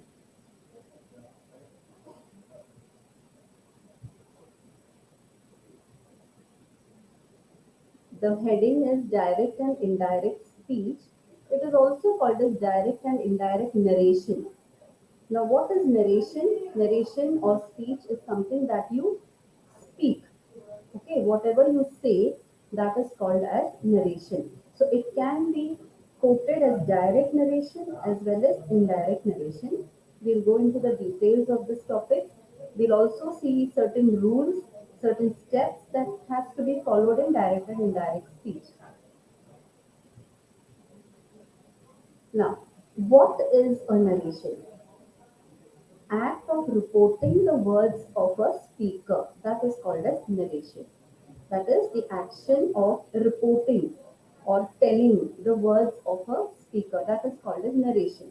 Now, if someone has told you something and you go and tell the third person the same thing, you can either say the same words that the first person told you, or you can change the words slightly. When you don't change at all, it's called as the direct speech. That is, you are maintaining the words of the speaker as it is. That's called as the direct speech. And when you make changes in what the speaker has said, not the content, I'm not talking about the content, but the method of presentation, okay, that is different. In such cases, it is called as the indirect speech. So, what is narration? Narration is the act of reporting the words of the speaker, and there are two ways of reporting what the speaker has said. One is the direct way, and the other is the indirect way. So, you can just take down what is narration, act of reporting the words of the speaker. That's called as narration. Then two types or two ways of narration or speech, that is the direct speech and the indirect speech. I told you what is direct speech, that is as it is when you report whatever the speaker has said, that's called as the direct speech. And when you make changes in the format of what the speaker has said, not the content, again I tell you, not the content, but the way it is presented, when you make changes in that, that's called as the indirect speech. We move on to the next slide. Now here is an example. Okay, here is Yogesh who is studying. So the second person here is John. John has a question to ask. What are you doing? So John is asking Yogesh this question. What are you doing? And Yogesh says, I am studying. If you want to quote this in the direct speech, as it is, you will say, Yogesh said, that is John will say, okay, you means your John will say, Yogesh said, I am studying. So he has quoted the exact words of Yogesh. Okay, this is an example of direct speech. You need not take this down, you can understand. Those who want to take it down as an example, you can. Now, here, if you look at the top part, the actual words of a speaker are quoted as it is in direct speech. The exact words of a speaker are enclosed in. See, you can see here the double inverted comma. So, when you are using the direct speech, please be careful that the double inverted comma open and close is used. Only then it is understood that these are the words of a person as it is. So that's an example of direct speech. Now the same thing we'll convert it into indirect speech. How are we going to do it? Yogesh said that I will become he am will become was, he was studying. Studying is the continuous, present continuous tense. We are keeping the continuous tense as it is. But am studying is the present continuous tense. We are changing am into was. So present continuous becomes past continuous. Once again, I'll give the answer to this. That is the indirect speech. Yogesh said that he was studying. That will be the indirect speech of this particular sentence. We move on to the next slide. The two ways again, two ways of narration, direct speech and indirect speech. In direct speech, the actual words are quoted, whereas in indirect speech, the actual words are changed, they are transformed. Then, in direct speech, second point that we need to remember is the words are enclosed in inverted commas. Okay, I showed you. These are the inverted commas, you can see. Okay, and in indirect speech, please remember you are not allowed or you are not supposed to enclose them in inverted commas. So that is what is the second point in that indirect speech. They are not enclosed in inverted commas. Here is an example.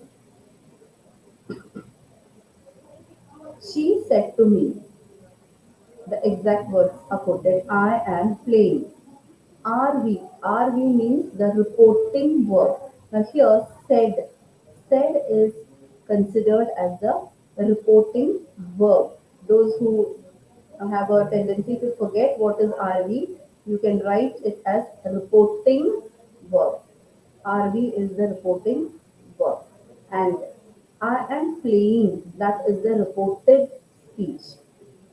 Now, it's being converted in the indirect form. You can see it here. He said to me remains as it is. That is, the reporting verb is maintained. Now, there is no change in the reporting verb. That, this is a new word that has been added. Here you didn't have that, whereas in the indirect speech you have that. I changes to she because here it is she. So we know the person is a female. So we are using she. Am changes to was. Am playing is now was playing. As I told you, simple present tense or present continuous tense will change into the corresponding past tense. Now here am playing is present continuous tense. So it changes to was playing, that is past continuous tense. So you may just take down, those who haven't taken down, you can just write down actual words are quoted, actual words are transformed or changed, direct speech enclosed in inverted commas, in indirect speech not enclosed in inverted commas. Examples you need not take down because we will be dealing with many examples.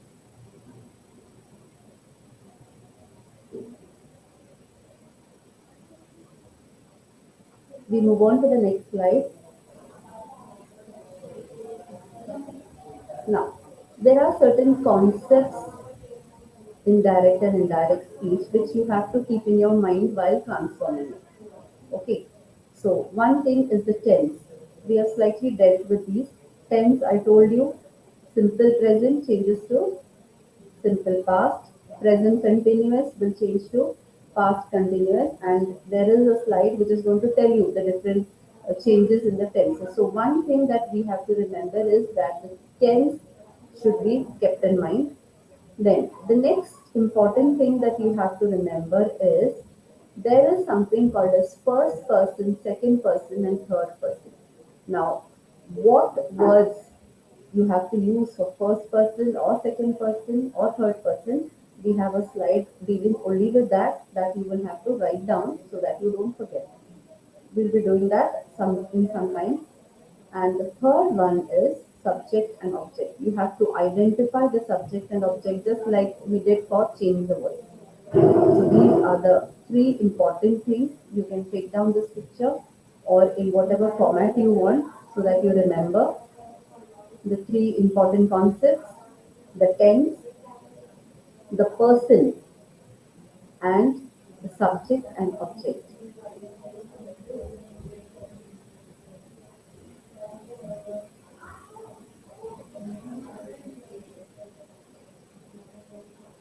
We move on to the next slide.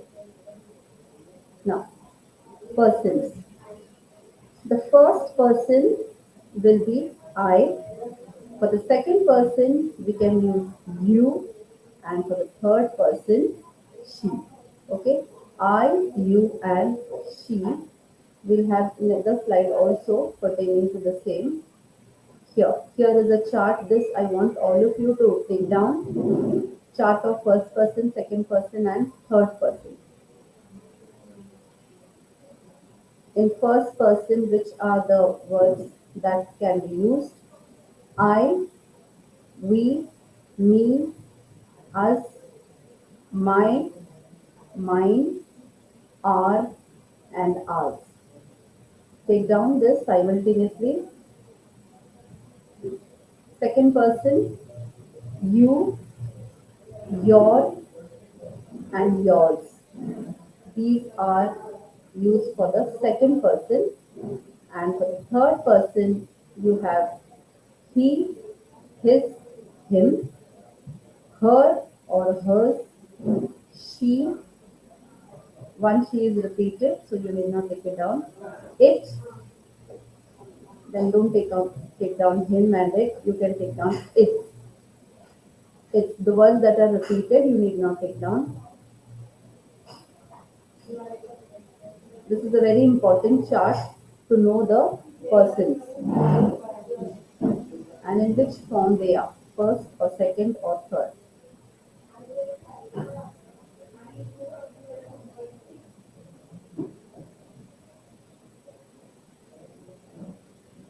Okay. Now the sixth step, while changing from direct to indirect speech, you have to follow six steps. First of all, you have to identify. You have to identify the subject, the object. You have to identify the reporting verb RV, the reported speech RS. Okay. You have to identify the tense in which it is. There are many things that you have to identify in direct and indirect speech. Then, after identifying, what are we going to do? We are going to change the reporting verb. I told you, I give you an example where said, SAID, said was the reporting verb. Now, in certain cases, you have to change the reporting verb. Said will become told, or it will become commanded, or it will become exclaimed, depending on the mood of the sentence. So we'll go into the details of it. Just remember that you have to change the reporting verb. Then, the next point, the next step that we need to remember is we have to add a word, that is that. Okay, we saw that in the example. That was used. I'll take you back to those examples. See here. She said to me, I am playing. She said to me that. Okay, so you see that the word that has been introduced in the indirect speech.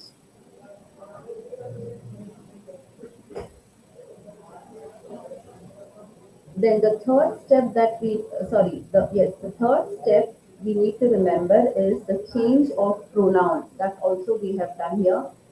I, we, that is the first person will change to second person you, or the third person he or his, depending upon what the sentence is. So pronoun has to change. The next thing is change of tense. Now tense will change only in certain cases. That is, if the reporting verb is in the past tense. I'll take you back again to the example. This In this example, you will see she said to me. The reporting verb is said. Okay. So if reporting verb is in the past tense, so do we have this in the past tense? Yes. Said is the past tense. If it is say or says, then it is in the present tense. If it is will say, that will be the future tense. But here we have it as said. Said is in the past tense. So if the reporting verb is in the past tense, then the reported speech will also change. See, am playing becomes was playing. So the tense has changed. So that is the next thing we need to remember, change of tense. If the reporting verb is in the past tense, only then you change the tense. If it is in the present tense or some other tense, you don't have to change. Then, second thing you have to remember is if the reported speech is not a universal truth or a habit.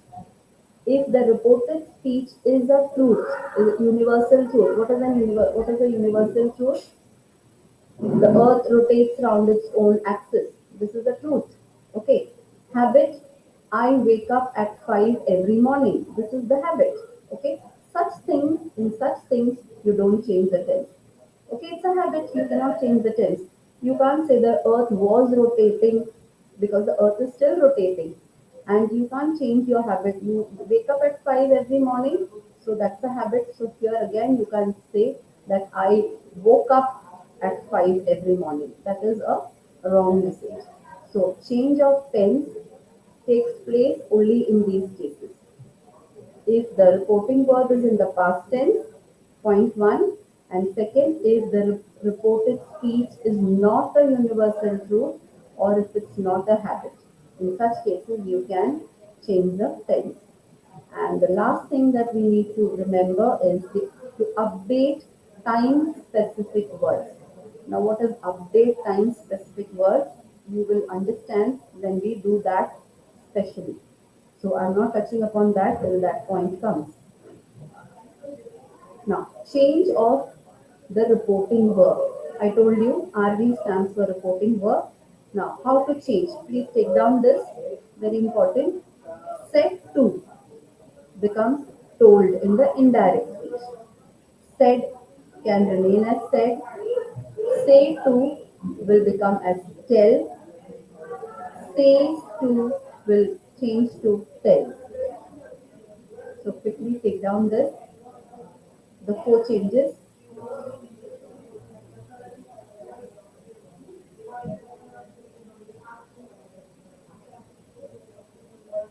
Said to changes to told. Said remains as it is. It will remain as said. Say to will change to tell and says to will change to tell. So this is about the reporting verb. Okay, what changes take place in the reporting verb? Now here the next heading, you all can write this as the heading, students. Change of tense. This will be the next heading. Though it is put here, it's actually supposed to be the heading. Now change of tense. Now let's see what are the changes. Take down simultaneously. As I am speaking, you all also take down present tense. How the present is going to change. Once you get one tense, the others become easy. Simple present will change to simple past. Present continuous will change to past continuous. Continuous, this is the right spelling, the one in red. Okay, there is a mistake here in the blue one. Please don't take that down. Then present perfect will change to past perfect, and present perfect continuous will change to past perfect continuous. Sir has already done tenses with you all and you all already know the tenses well. Okay. So I hope you understand what is simple present, what is simple past, what is continuous in both the cases, what is perfect. In perfect we have and has in present perfect, and in past perfect we use had. Okay, and with the same have has, when we use ing to the verb, it becomes perfect continuous both in present as well as in past. So this is the case with present tense. These are the changes in present tense. Now let's see what about past. If the direct speech is already in simple past, then you have to convert it to past perfect. What did we say in the present tense?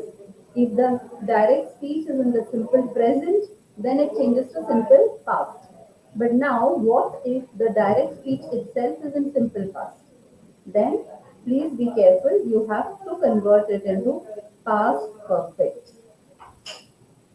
And next one, if it's in past continuous, then it changes to past perfect continuous. Past perfect continuous.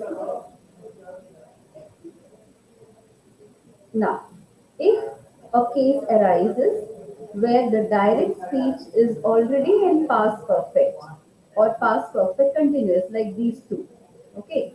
In the present, we know the changes. But what if the direct speech is already in the past perfect or past perfect continuous? There is no change. You have to keep it as it is. I hope you all are getting me, students. For present, there is corresponding past tense used. But for past, that's not the same. There are changes. Simple past changes to past perfect. Past continuous changes to past perfect continuous. And if it is past perfect or past perfect continuous already in the direct speech, then there is no change to be made. So you must take down this chart so that when you actually do the sentences, it becomes easier. And once you have learned it, then you don't need the chart, then you can do it by yourself. Coming to future, in the future tense, if you have will in the direct speech, that will change to would in the indirect speech. And shall will change to should, can changes to could, and may changes to might in the indirect speech. So take down these words also.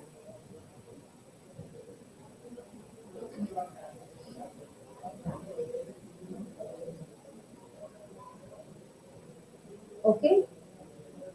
Now, I told you update time specific words. We'll deal with this later. What do you mean by update time specific words? When a person is speaking, if he has used here, and when another person is reporting it to the third person, he will not use here, he will use there. Similarly, tomorrow becomes the next day. She said she will come tomorrow. So when this is being reported to another person, it will be said that she said that she will come the next day. You won't say tomorrow because that tomorrow is already gone probably. So you cannot use that tomorrow. You can just say the next day. Today becomes that day. Yesterday becomes the previous day. Or you can also take down one more option. It is not on the screen. The day before. You can also use the day before for yesterday. This becomes that.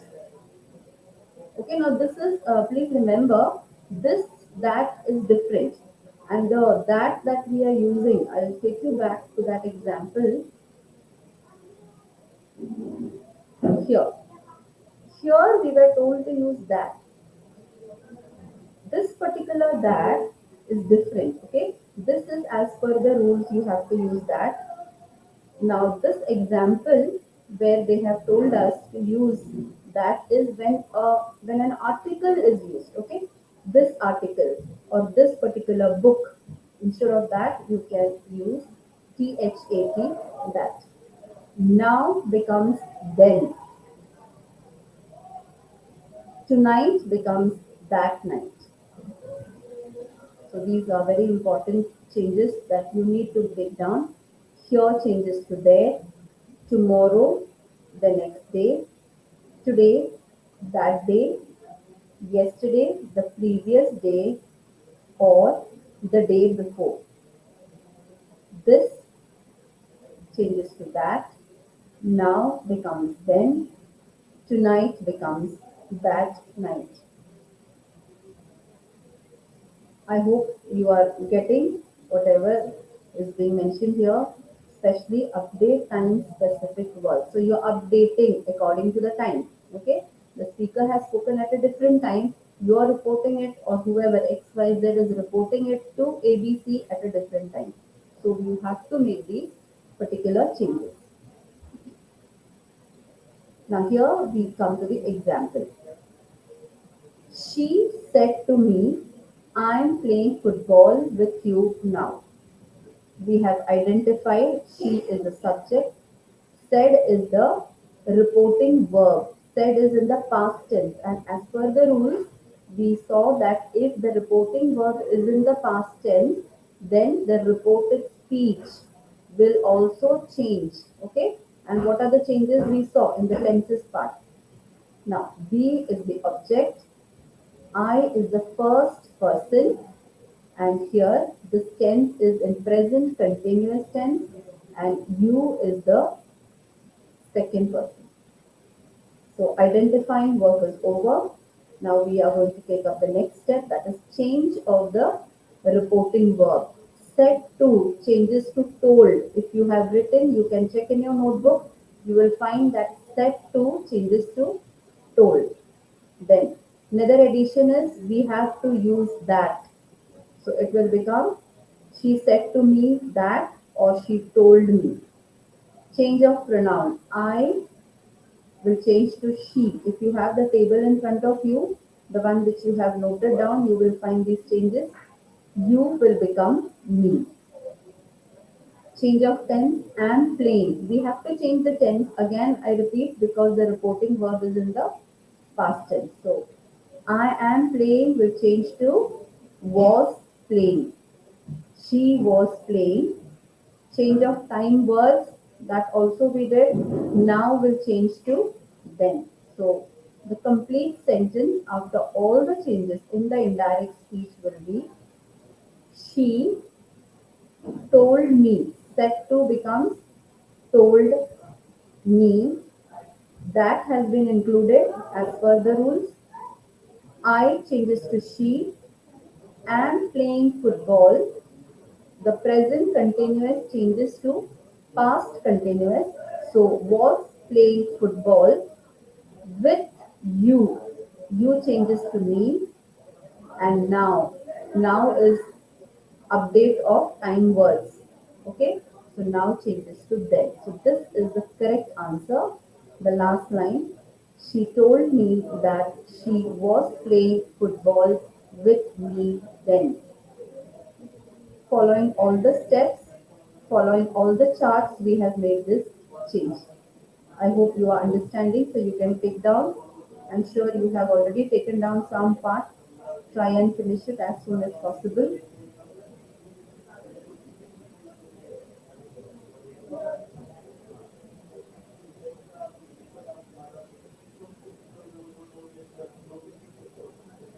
Okay.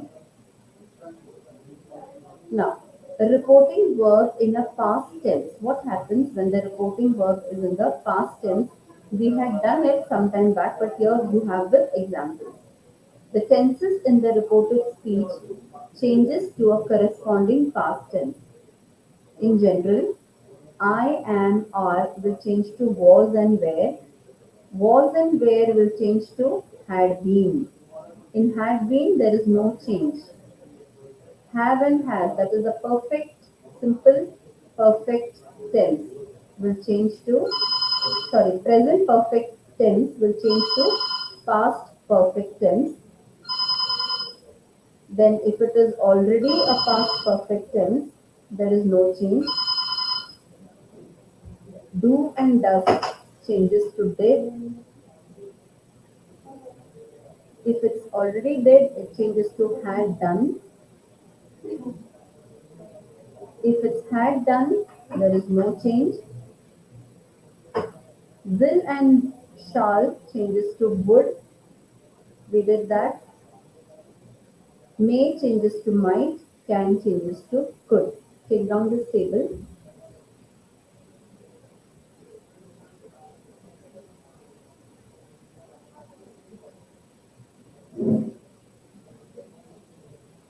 Here they have given us the example. Earlier it was only said as simple present, simple past, then present perfect, past perfect. If it's already past perfect, no change. But now here we have the words that are visible in the sentences.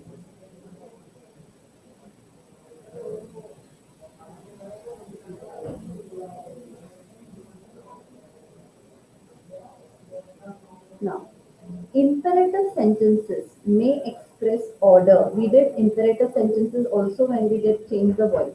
Okay, that is, you give a command, you give an order. That's called as imperative sentence. So here also the same thing is written: express order, request, advice, or instruction, invitation. Begin with first form of the verb or do not.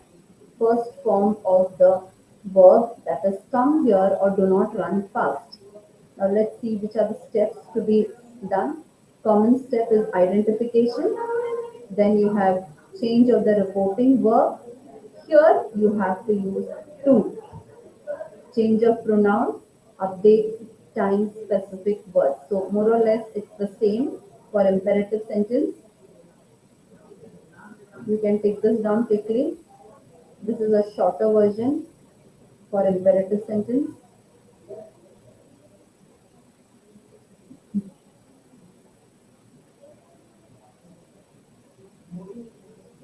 Now, the important rules, take this down. Subject plus reporting verb plus object. Even if there is no object in the direct speech. Second rule is to plus the first form of the verb. Third point is words like please, kindly, such words should be eliminated. Eliminated means remove. And negative form, you have to change to the negative form. To will change to not to. Just take down these rules, you will understand what it is in some time. Subject plus reporting verb plus object. Second rule is to plus the first form of the verb. Third rule, certain words like please, kindly should be removed or eliminated. The next point is you have to change it into the negative form.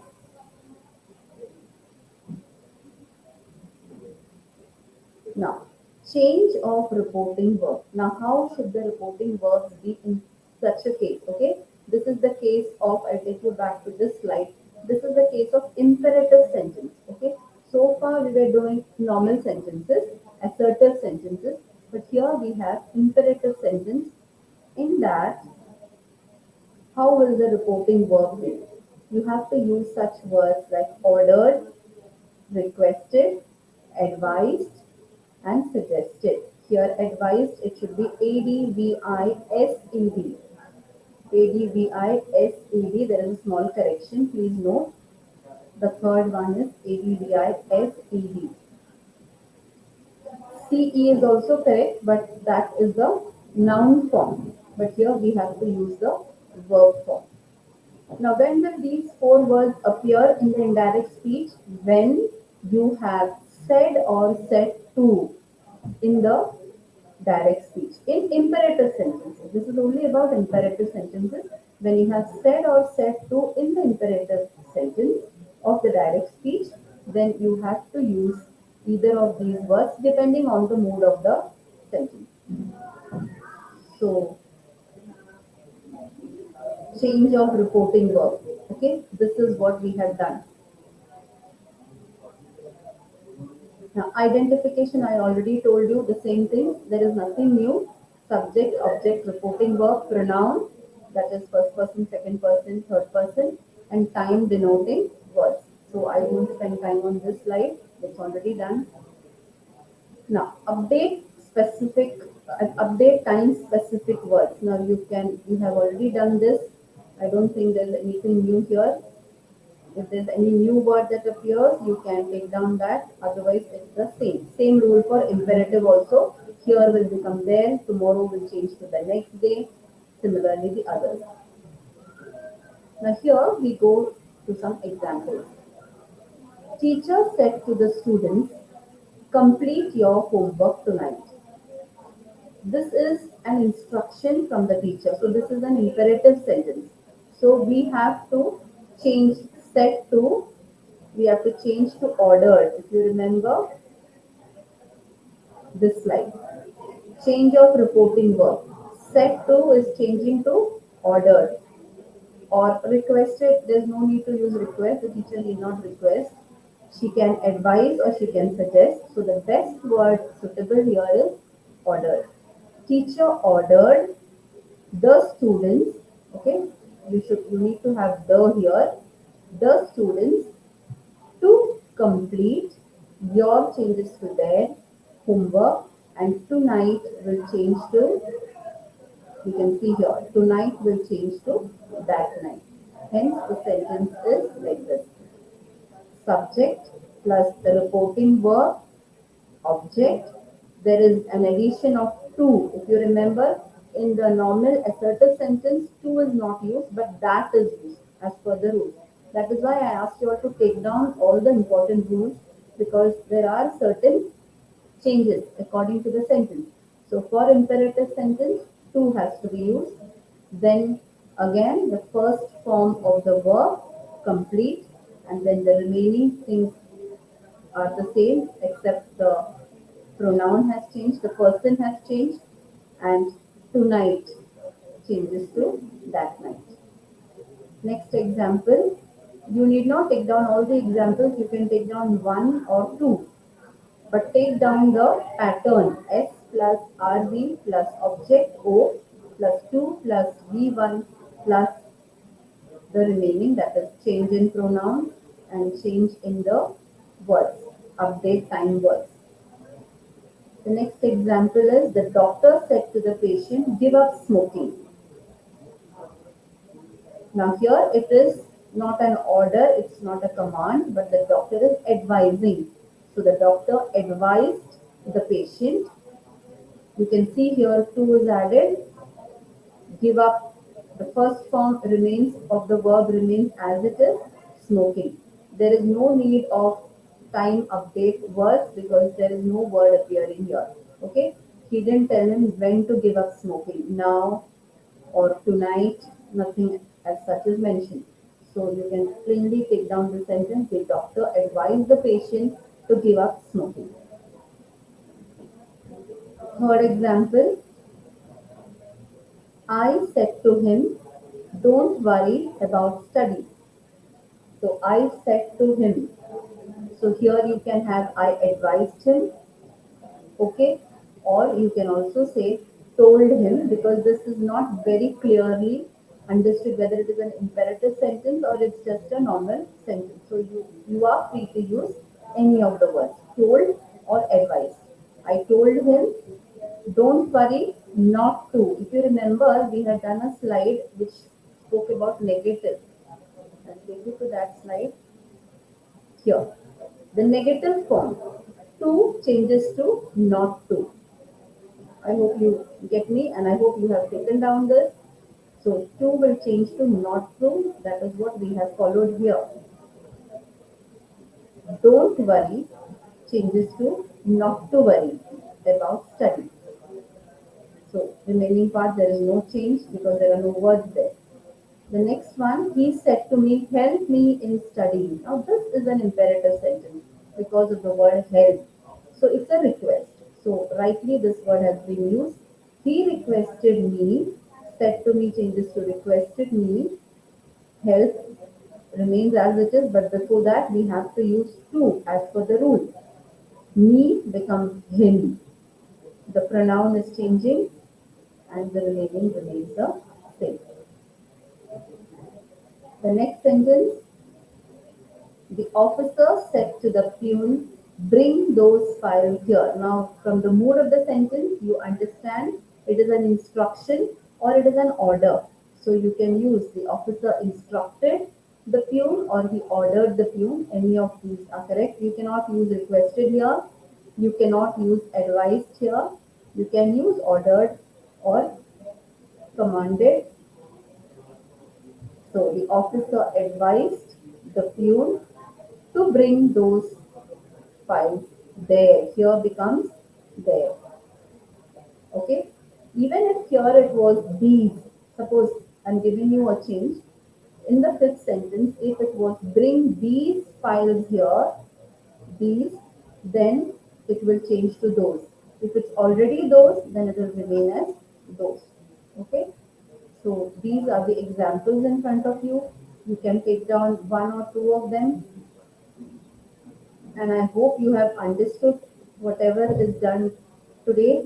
We have done with simple normal sentences, assertive sentences, changing them into the indirect speech. We have also seen how imperative sentences can be changed into the indirect speech. I'll quickly browse through all the slides. In case you have missed on anything, you can take it down now.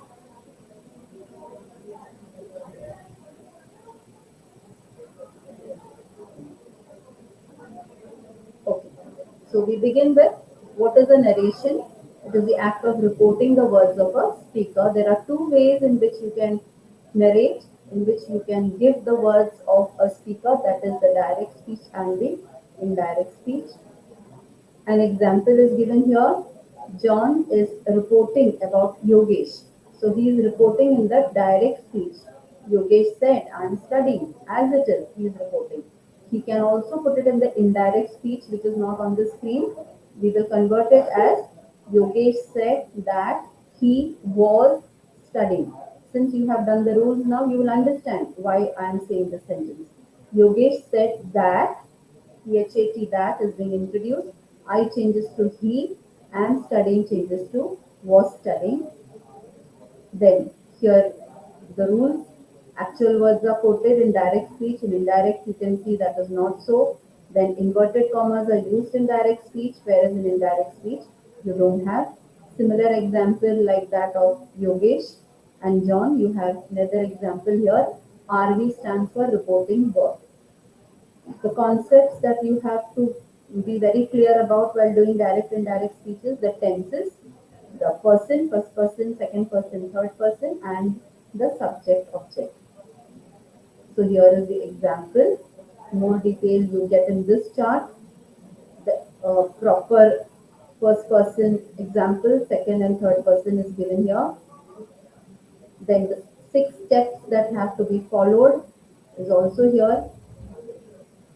And one important thing that we need to remember is change of tense will not take place if it's a universal truth. If it's not a universal truth or if it's not a habit, then yes, change of tense does take place.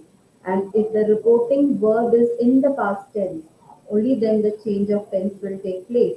If instead of said you have says, then there is no change in the tense. Then, how are the reporting verbs changing? Here they have given us 4 of them. Then they have also given us the tenses. These children, you will have to learn them by heart. And it will not take much time. Once it is set in your mind, you will be able to do it by itself. So you have to learn this table. Then update specific words. These also you will have to learn by heart, because these are the rules. These are the words. There are no other words that will come here. So you have to know these words. Examples are given. We have seen in detail how identification is done, how the change of reporting verb is done, then use of that. Then we saw how the pronouns change. We saw how the tenses change, and also the time words change. And this table is an example of how the tenses are changing in the indirect speech. In certain places, there is no change. You have to keep in mind which are the places where there is no change. Then we have also seen about imperative sentences. More or less, it's the same thing, except for certain places like you add to, then change of the reporting verb is also there. Okay, then negative form, to changes to not to. See the reporting verb, which are the words that you need to use. And here we have the examples. Okay, students, I hope you have understood how direct and indirect speech is done. So that's all for now. We will very soon meet you all in the offline lectures. I also would like to extend a word of gratitude to one of my colleagues, that is Mrs. Manjusha Zambre, who has actually helped me in this presentation because she has prepared all the slides, both of direct, indirect, as well as of change the world. That's all, students. Have a good day. Thank you.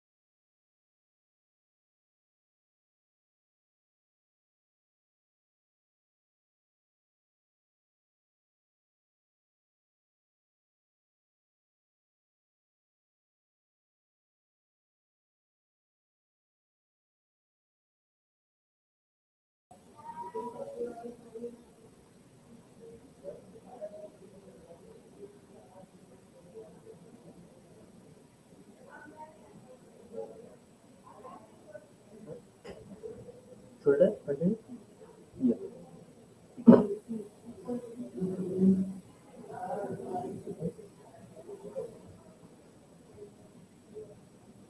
Yeah. Uh, Good afternoon, class. Good afternoon, everyone. Yeah. So today we learn about the natural resources. Okay. So this is our new topic. Okay. So yeah. So what is the meaning of natural resources, class? Yeah. So any one of you? Yes. Yeah. So the natural resources means the resources are come from nature. Okay. The resources are come from nature. These resources is called as a natural resources. So there are the various types of natural resources. There are productive resources, consumptive resources, okay, renewable resources, non-renewable resources. Okay, we will discuss one by one. Okay, so these resources class is either be biotic as well as abiotic. Okay, सो ये जो resources है वो biotic भी हो सकते हैं और abiotic resources भी हो सकते हैं so what is biotic and abiotic resources class so biotics means those are living okay and the abiotics means those are non living okay so in biotic resources there are the various plants okay then fruits flowers okay then honeybee sorry honey okay the honey is come from honeycomb. Okay, so these are the mostly biotic resources. Okay, so the resources are come from the nature. Okay, and the abiotic resources, okay, mostly abiotic resources are light, wind, water. These are the abiotic resources. Okay, so these natural resources are plus they are essential for the living prosperity and the welfare of people. Okay, so ये जो natural resources है वो हमारी जो standard of living है उसको और बेहतर करने के लिए बहुत जरूरी है. ओके, या so we will discuss one by one. Okay, now we will discuss about the main two types of resources. First, renewable resources. Okay, and the second one is a non-renewable resources. Okay, what is the meaning of renewable resources, class? The renewable resources means those resources which are renewed again and again or reproduce again and again.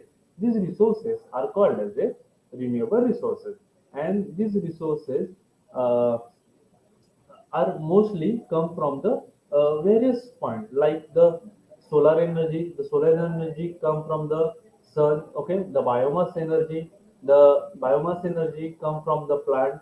Then wind energy, the wind energy come from the wind. Okay, then hydropower energy, mostly the hydropower energy, they came from the water rainfall.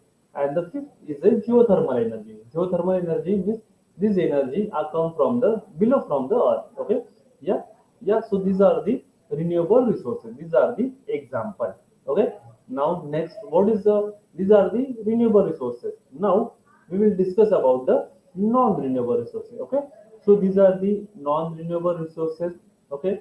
So what is our non-renewable resources class? Those resources which can not be produced again and again. Okay. When we all are use these non-renewable resources is ultimately end at a one day. Okay, ये जो resources है हम लोग एक बार हम लोग ने use किया उसके बाद वो एक दिन ऐसा आएगा कि वो रिसोर्सेज खत्म होने वाले हैं. Okay, we will not produce again these resources again and again. Okay, so these resources are called as a non-renewable resources. Okay, so which are those resources? The first is a fossil fuels. Okay, so in fossil fuels there are the various types like coal, then petrol, kerosene, natural gas. Okay, so these are the fossil fuels, the example of the fossil fuels, as well as nuclear elements. Okay, what are nuclear elements class? You already आपने पहले से ही सीखा होगा nuclear elements के बारे में, uranium, thorium. Okay, so these are the nuclear elements. Okay, with the help of these elements we generate atomic energy. Okay, so these resources are the non renewable energy resources. Okay, now we will discuss more one by one. Okay, now we will discuss more in renewable resources. Okay, so first is the solar energy. Okay, the solar energy are the inexhaustible natural resources. Okay, the solar energy come from sun, and the sun is a inexhaustible natural resources. Okay, it is perennial. Okay, and the non-polluting source of energy. Okay, इससे pollution कम होता है class, बहुत कम होता है. Okay, and these are the inexhaustible energy resources. What are the sorry, what are inexhaustible energy resources class? Means ये जो resources है वो कभी भी खत्म नहीं होने वाला. Okay, so this resources is called as inexhaustible natural resources. Okay, so solar energy uses the captured sunlight to create photovoltaic power or concentrated solar power for solar heating. Okay, so ये जो सन की जो energy है, okay, the sunlight are captured by a solar photovoltaic cell. Okay, in this solar panel they are the black sheet over here. Okay, उसमें silicon रहता है class. Okay, इसमें solar energy क्या की जाती है, कैप्चर की जाती है. Okay, to create photovoltaic power और concentrated solar power for a solar heating, and this energy its conversion allows solar to be used to a power automotives. Okay, like solar lights. Okay, as well as the example is the solar roof. Okay, as well as solar water pump scheme for farmers. So जो government है उन्होंने बहुत से ऐसे scheme निकाले हैं कि उससे जो हमारे किसान है उनके लिए फायदा हो. Okay, so there are the solar water pump scheme. Okay, so look over here कि ये जो सोलर पावर पंप की जो स्कीम है वो एक किसान के खेत में लगाई हुई है. Okay, with the help of this solar power scheme जो इरिगेशन है, okay, without electricity, okay, without electricity, with the help of this solar energy ये कह सकते हैं कि उनके जो खेत है वो क्या कर सकते हैं, इरिगेशन कर सकते हैं.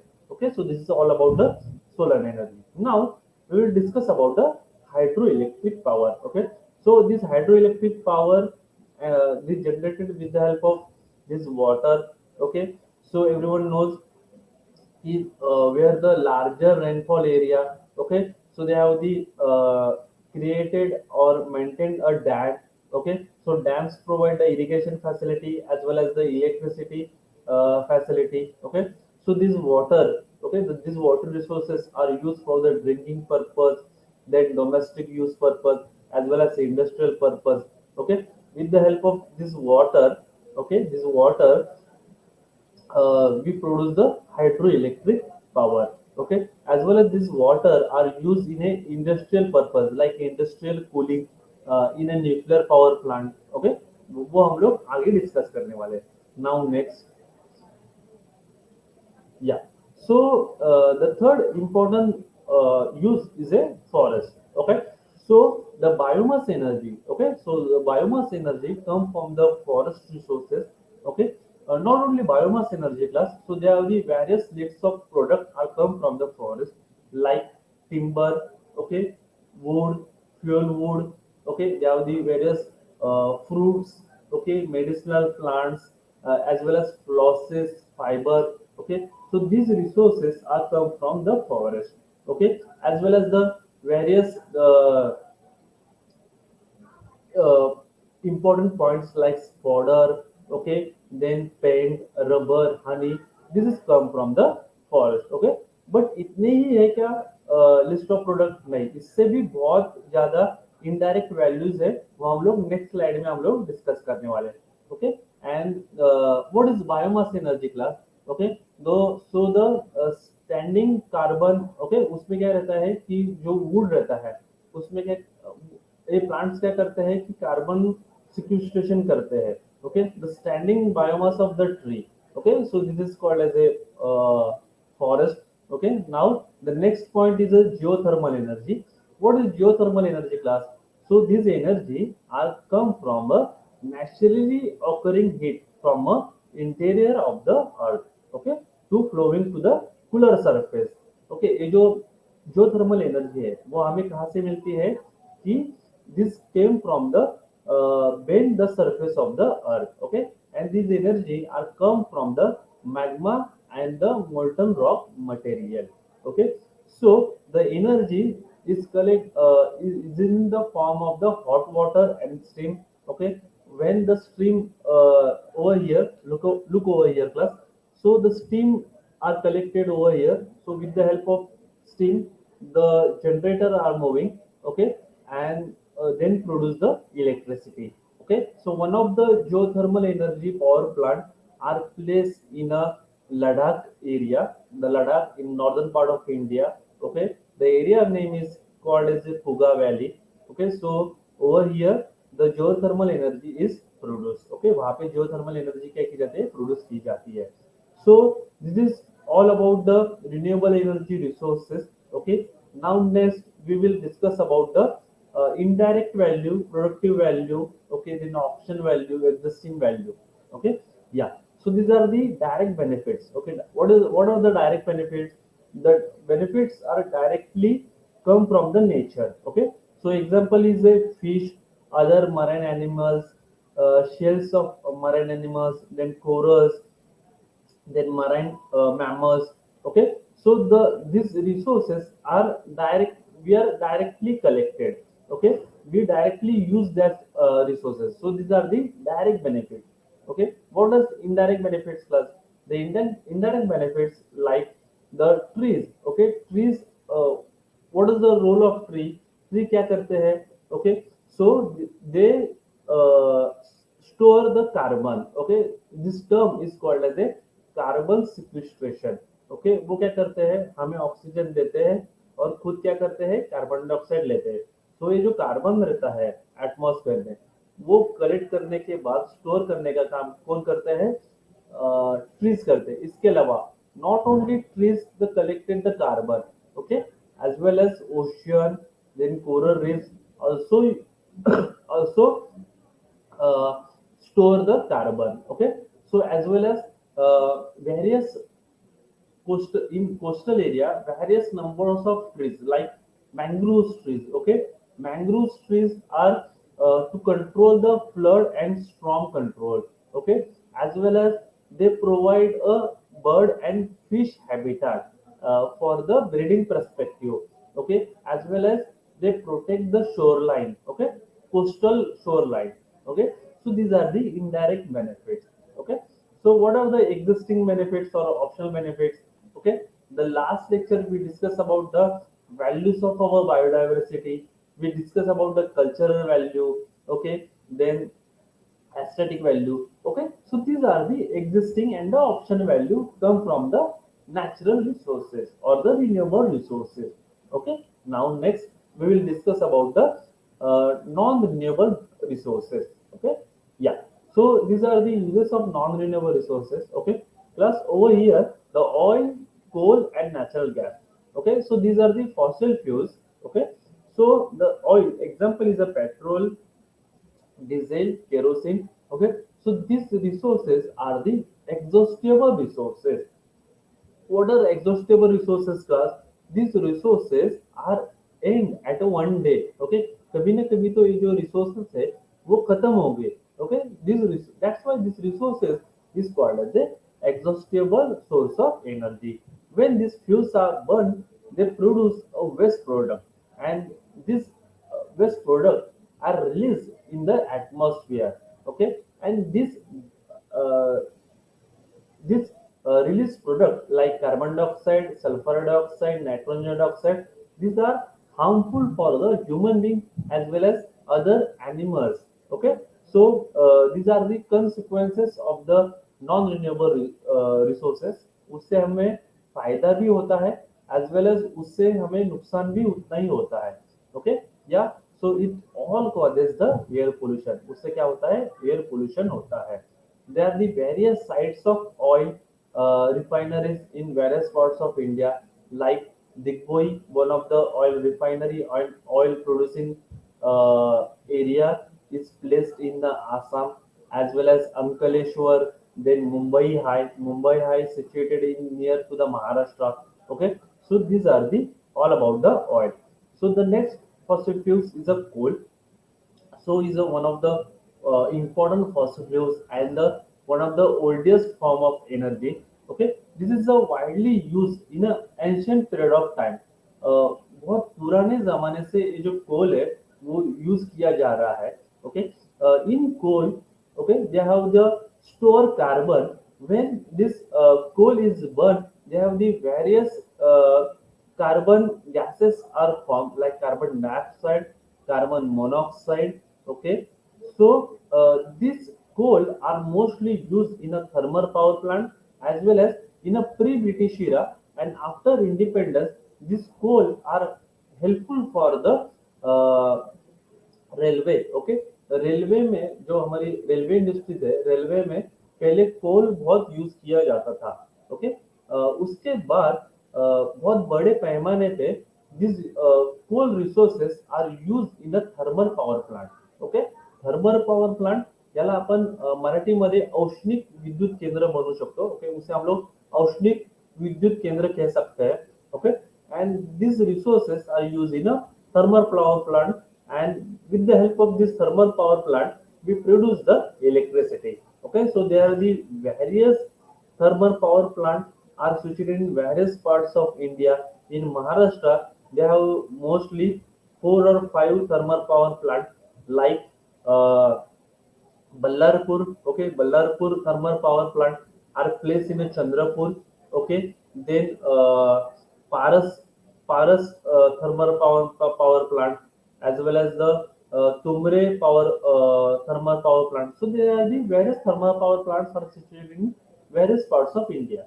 Okay, and this is uh, the gas are emitted from this coal are mostly carbon dioxide, and everyone knows and carbon dioxide is a greenhouse gas. Okay, and this greenhouse gas is ultimately harmful for the human being. Okay, so in a certain quantity, then this greenhouse gas is beneficial, but the excess limit of this greenhouse gas is harmful for the human being as well as various other animals, microorganisms, and birds also. Okay, so there are the various sites of coal are situated in Maharashtra, like Chandrapur, then Nagpur area. Okay, so there are the various coal sites. Okay, as well as various parts of India like Odisha, Jharkhand, okay, Chhattisgarh, MP. Okay, so there are the other sites also. Okay, the third non-renewable energy resources is a natural gas. Okay, it occurs along with the petroleum plus. Okay, it contains methane and ethane component. Okay, this natural gas are produced in various parts of India, like in Assam, okay, Tripura, Gujarat, Krishna and Godavari basin. Okay, so it's often cheaper than the electricity. So आप अभी देख रहे हो कि most of the जो हमारे four wheelers है, four wheeler जो व्हीकल्स है, उसमें क्या यूज किया जाता है, नेचुरल गैस यूज किया जाता है. ओके, या CNG gas. Okay, so CNG is a natural gas. Okay, so this is all about the natural gas. Okay, and the fourth and most important non-renewable resources is a nuclear elements. Okay, so these nuclear elements are used in a nuclear power plant. Okay, everyone knows in nuclear power plant they have the nuclear fusion reaction. Okay, with the help of this nuclear fusion reaction, the energy is created, and this energy are converted into the electricity. Okay, so there are the various nuclear power plant are situated in the various parts of India. Okay, so anyone knows about the any nuclear power plant? Yes, class. Yeah, so there are the various nuclear power plant. Like example is a Tarapur nuclear power plant, then Kaiga nuclear power plant are situated in the Karnataka. Okay, then Kudankulam nuclear power plant are situated in the Tamil Nadu. Okay, then Kakrapar nuclear power plant are situated in the Gujarat state. Okay, as well as the Rawatbhata nuclear power plant are situated in the Rajasthan, as well as Narora nuclear power plant are situated in the Uttar Pradesh. So there are the almost 7 to 8 nuclear power plant are situated in the various parts of India. Okay, so this is all about the uses of the non-renewable resources. Okay, now we will discuss about the depletion of the natural resources. ये जो natural resources है वो धीरे धीरे कैसे कम हो रहे हैं, वो हम लोग किस में देखेंगे, depletion of the natural resources. Okay, या सो आपके अंडरस्टैंडिंग के लिए क्लास स्टूडेंट्स, मैंने एक एब्रिविएशन बनाया है. Okay, so this is called as a hippo. Okay, so what is hippo? So हम इस hippo वर्ड को क्या करेंगे, 5 डिफरेंट टर्म में उसको क्या करेंगे, सेग्रीगेट करेंगे. ओके, या so the hippo, the H is related to the habitat destruction. Okay, the I is related to the invasive species. Okay, the P is related to the environmental pollution. Another P is related to the human population, and O is related to the over harvesting. Okay, so these are the depletion of the natural resources. ये natural resources धीरे धीरे कम कैसे हो रहे हैं. Okay, सो इसका मैंने क्या क्या है एब्रिविएशन बनाया है. So this is all about the HIPPO, habitat destruction, invasive species, then pollution, then human population and over harvesting. Okay, so this is all about the causes of the natural resources. Okay, now we will discuss about the one by one. Okay, yeah. So the first is a habitat destruction. Yeah. So is a the habitat destruction They are the in various form of habitat destruction. Like the first is a deforestation. Okay, in first image, look over here, class. So these are the deforestation activity. What is deforestation activity, class? So उस deforestation में ही उसका answer छुपा हुआ है, class. So the deforestation means is refers to the cutting, clearing, and removal of the rainforest or any kind of forest in a single operation, or in a single operation, or in a break, cutting of the forest in a period of time. Okay, so this is called as a deforestation. Okay, and this deforestation, what are the causes of deforestation, class? So these are the various causes of the deforestation. The first cause is a logging operation. Okay, so what is the logging, class? So the logging is nothing but the various trees are cut into the form of logs. Okay, and these logs are useful for the making furniture. Okay, bench. Okay, then our plywood industry. So this is all about the logging. Okay, the second point is a mining. Okay, so what is mining, class? So for the purpose of the extraction of the minerals like Fe, okay, iron, then bauxite, then coal, okay, as well as the uh, as well as the gold, okay, platinum. Okay, so with the help of ये जो resources है वो collect करने के लिए क्या करते हैं, माइनिंग एक्टिविटी की जाती है. Okay, so these are the second point of the causes of deforestation. The third point we already discussed in the last two slides is a oil and gas extraction. Okay, ये जो oil और gas extraction है, okay, वो collect करने के लिए भी क्या की जाती है, डिफोरेस्टेशन एक्टिविटी की जाती है. The fifth important point is a the fourth important point is a cattle ranching. What is cattle ranching, class? The cattle ranching is also known as a overgrazing activity. Okay, overgrazing. Okay, the grazing is a kind of feeding activity of animals. Okay, the herbivorous animals. Okay, so grazing is one of the kind of feeding activity of herbivorous animals.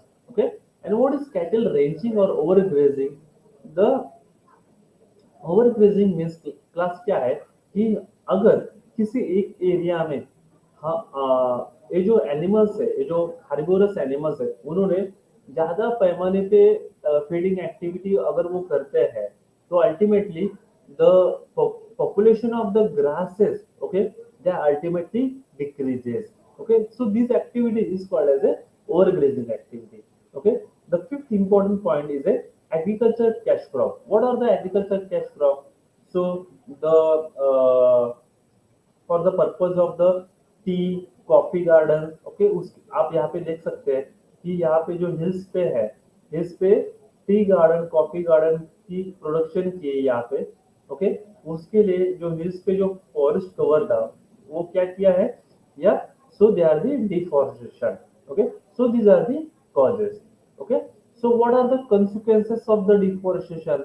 Okay, उससे क्या होता है अगर ज्यादा पैमाने पे deforestation activity होती है, तो वो अभी हम लोग देखेंगे. Yeah, so these are the consequences of the deforestation. The first consequences of the deforestation activity is a extinction of the species. Extinction of the species. What are the extinction of species?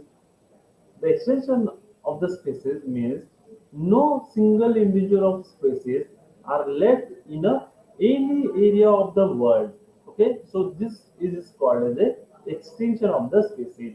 Okay, so the example are Indian cheetah. Okay, so Indian cheetah are found in various parts of India like Madhya Pradesh, some parts of the Rajasthan, Gujarat, northern part of the Maharashtra, okay, UP. यहाँ पे पहले Indian चीता मिला करता था. Okay, but over a period of time deforestation activity and the illegal hunting activity, तो उससे क्या हुआ, the extension of the species, इसका जो पॉपुलेशन है वो पूरी तरीके से वाइप आउट हुआ हमारे इंडिया से. Okay, so this cheetah, this Indian Asiatic cheetah are found in a small part of Iran country. Okay, Iran में पाया जाता है ओनली. अभी किसी भी अन्य कंट्री में वहां पे वो नहीं पाया जाता. Okay, the second species is a pink headed duck. Okay, this pink headed duck is one of the beautiful bird are found in a northeast part of India, okay, or the eastern part of India. But the over hunting activity, this duck species are extinct. Okay, yeah. So as well as the deforestation activity. Okay, so this यहाँ पे class एक graph में बहुत अच्छी तरीके से यहाँ पे आपको समझ में आएगा कि अगर डिफॉरेस्टेशन एक्टिविटी होती है तो किसी भी स्पेसिस पे, किसी भी इंडिविजुअल पे उसका कैसे इफेक्ट पड़ता है. Okay, so look over here. So these are the low habitat fragmentation area or a dense forest area. Over here, the growth of a gypsy moth are tremendously increases by day. But in a period of time, these forests are fragmented or deforestation in a various parts. So ultimately, the generation of a gypsy moth is ultimately decreases, or the population growth of gypsy moth is ultimately decreases. Okay, but the low habitat fragmentation area or the dense forest area, the growth of gypsy moth is higher. Okay, so these are the main causes, okay, or the main consequences of the deforestation. The third important point is the soil erosion. Okay, this soil erosion, when the area is fragmented, okay, or the deforestation, ultimately trees क्या करते हैं class, trees are holding the soil. Okay, when the cloud burst activity are happen or higher rainfall is happen, any area where the deforestation activities form, वहां पे क्या हुआ class, अगर किसी भी एरिया में डिफॉरेस्टेशन एक्टिविटी हुई है तो अल्टीमेटली वहां पे ये जो सॉइल इरोजन एक्टिविटी है वो बहुत बड़े पैमाने पे होगी. So these are the one of the consequences of the deforestation. As well as the land is converted into the desert. Okay, so the term is called as a desertification. Okay, because of the high deforestation activity, the area over a period of time, with the help of wind and water, okay, this area is converted into the desert. Okay, so these are the consequences of the deforestation. Not only only these 4 points, they are the one of the fifth and important point in a present situation is a man and animal conflict. Okay, we all already discussed in a biodiversity point. Okay, so these are the human wild life conflict. अगर ये जो wild animals है, elephant, leopard, tiger, उनका अगर habitat decrease हो जाता है, अगर कम हो जाता है, सो अल्टीमेटली वो कहाँ पे एंटर हो गए, जो ह्यूमन एक्टिविटी है वो वहां पे आएंगे. Because the food are ultimately tremendously decreases, so ultimately is converted into the human and wildlife conflict. Okay, so this is all about the fifth point. Okay, the next point is a invasive species. Okay, so what are the invasive species class? Okay, so species are not native a particular area, they came from the another country or another part of the any state. Okay, so this species is called as a invasive species. So ये जो invasive species है वो कौन सी भी species हो सकती है class, like plant, insect, fish, fungus, bacteria, okay, any kind of organism. Okay, so sorry, so these are all about the invasive species. Okay, so these are the example of the invasive species. The first is a lantana camera. Okay, the second is a congress grass. These are the congress grass. Okay, and Marathi name of this lantana camera is ghaneri. Okay, so these are the two invasive species. Not only these two species, there are the various other species like birds also. Okay, birds, fish also. Okay, so look over here class, in various newspaper वहाँ पे उन्होंने mention किया है कि अगर कोई invasive bird species आती है या एनिमल स्पीसीज आती है या फिश स्पीसीज आती है या ग्रास स्पीसीज आती है, तो वहाँ की जो इकोसिस्टम है, ओके, उसके ऊपर इस इन्वेजिव स्पीसीज का कैसे इफेक्ट होता है वो इस थ्रू अ न्यूज़पेपर आर्टिकल उन्होंने बताया है. Okay, so over here the fears grow that invasive bird species may cause havoc here. Okay, so अगर किसान वहां पे क्या करते हैं, सोविंग करते हैं, अगर वहां पे बहुत बड़े पैमाने पे वहां पे बर्ड्स आते हैं और वो सोवन किया हुआ जो ग्रेन है अगर वो खाते हैं, तो ultimately the production of the plant species are ultimately decreases, and ultimately there are loss of the farmer. Okay, so these are the various consequences of this invasive species. Okay, yeah. So now the next point is a the next point is a environmental pollution. Okay, so when we use the higher ज्यादा पैमाने पे अगर हम लोग ने natural resources और ये जो रिन्यूएबल और नॉन रिन्यूएबल रिसोर्सेस है, अगर हम लोग ने ज्यादा पैमाने पे यूज किए और ओवर हार्वेस्टिंग किया, तो इस converted into the various other form, इससे कुछ अलग ही consequences फॉर्म होते हैं, like environmental pollution, like air pollution, okay, air pollution, then water pollution, okay, then deforestation activity. So the not a single individual species are found in a this deforestation area. Okay, so यहाँ पे हम लोग देख सकते हैं कि यहाँ पे एयर पोल्यूशन हो रहा है और यहाँ पे जो जो बर्ड्स है उन्होंने मास्क लगाया है. So they are the pictorial diagram to how to define the environmental pollution. Again over here, so there are the industrial activity happen over here.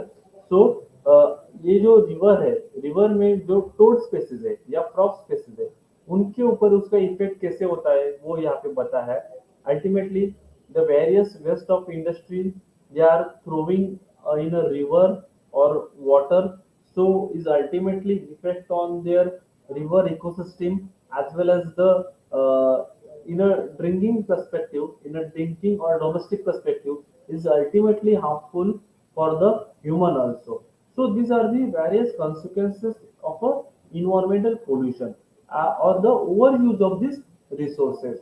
Okay, that's why class हमें ये जो resources है वो बहुत अच्छी तरीके से और ऐसे यूज करने चाहिए कि हमारे साथ मीन्स हम भी यूज करें और हमारे साथ जो आने वाली जो नई पीढ़ी है, ओके, जो नेक्स्ट जनरेशन है, उनको भी ये जो रिसोर्सेस है वो उनके लिए बचाने रखना चाहिए. Okay, so this term is called as the sustainable development.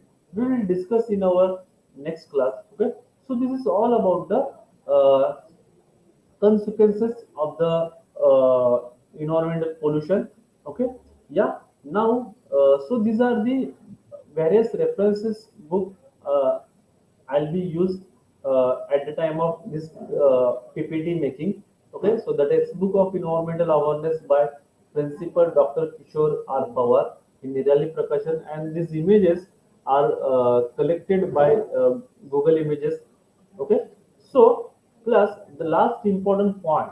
Okay, the future of our Mother Earth. Okay, the future of our Mother Earth is in our hand. Okay, हम लोग जैसे रिसोर्सेस का यूज करेंगे वैसे ही जो हमारी mother earth है वो अच्छी रहेगी.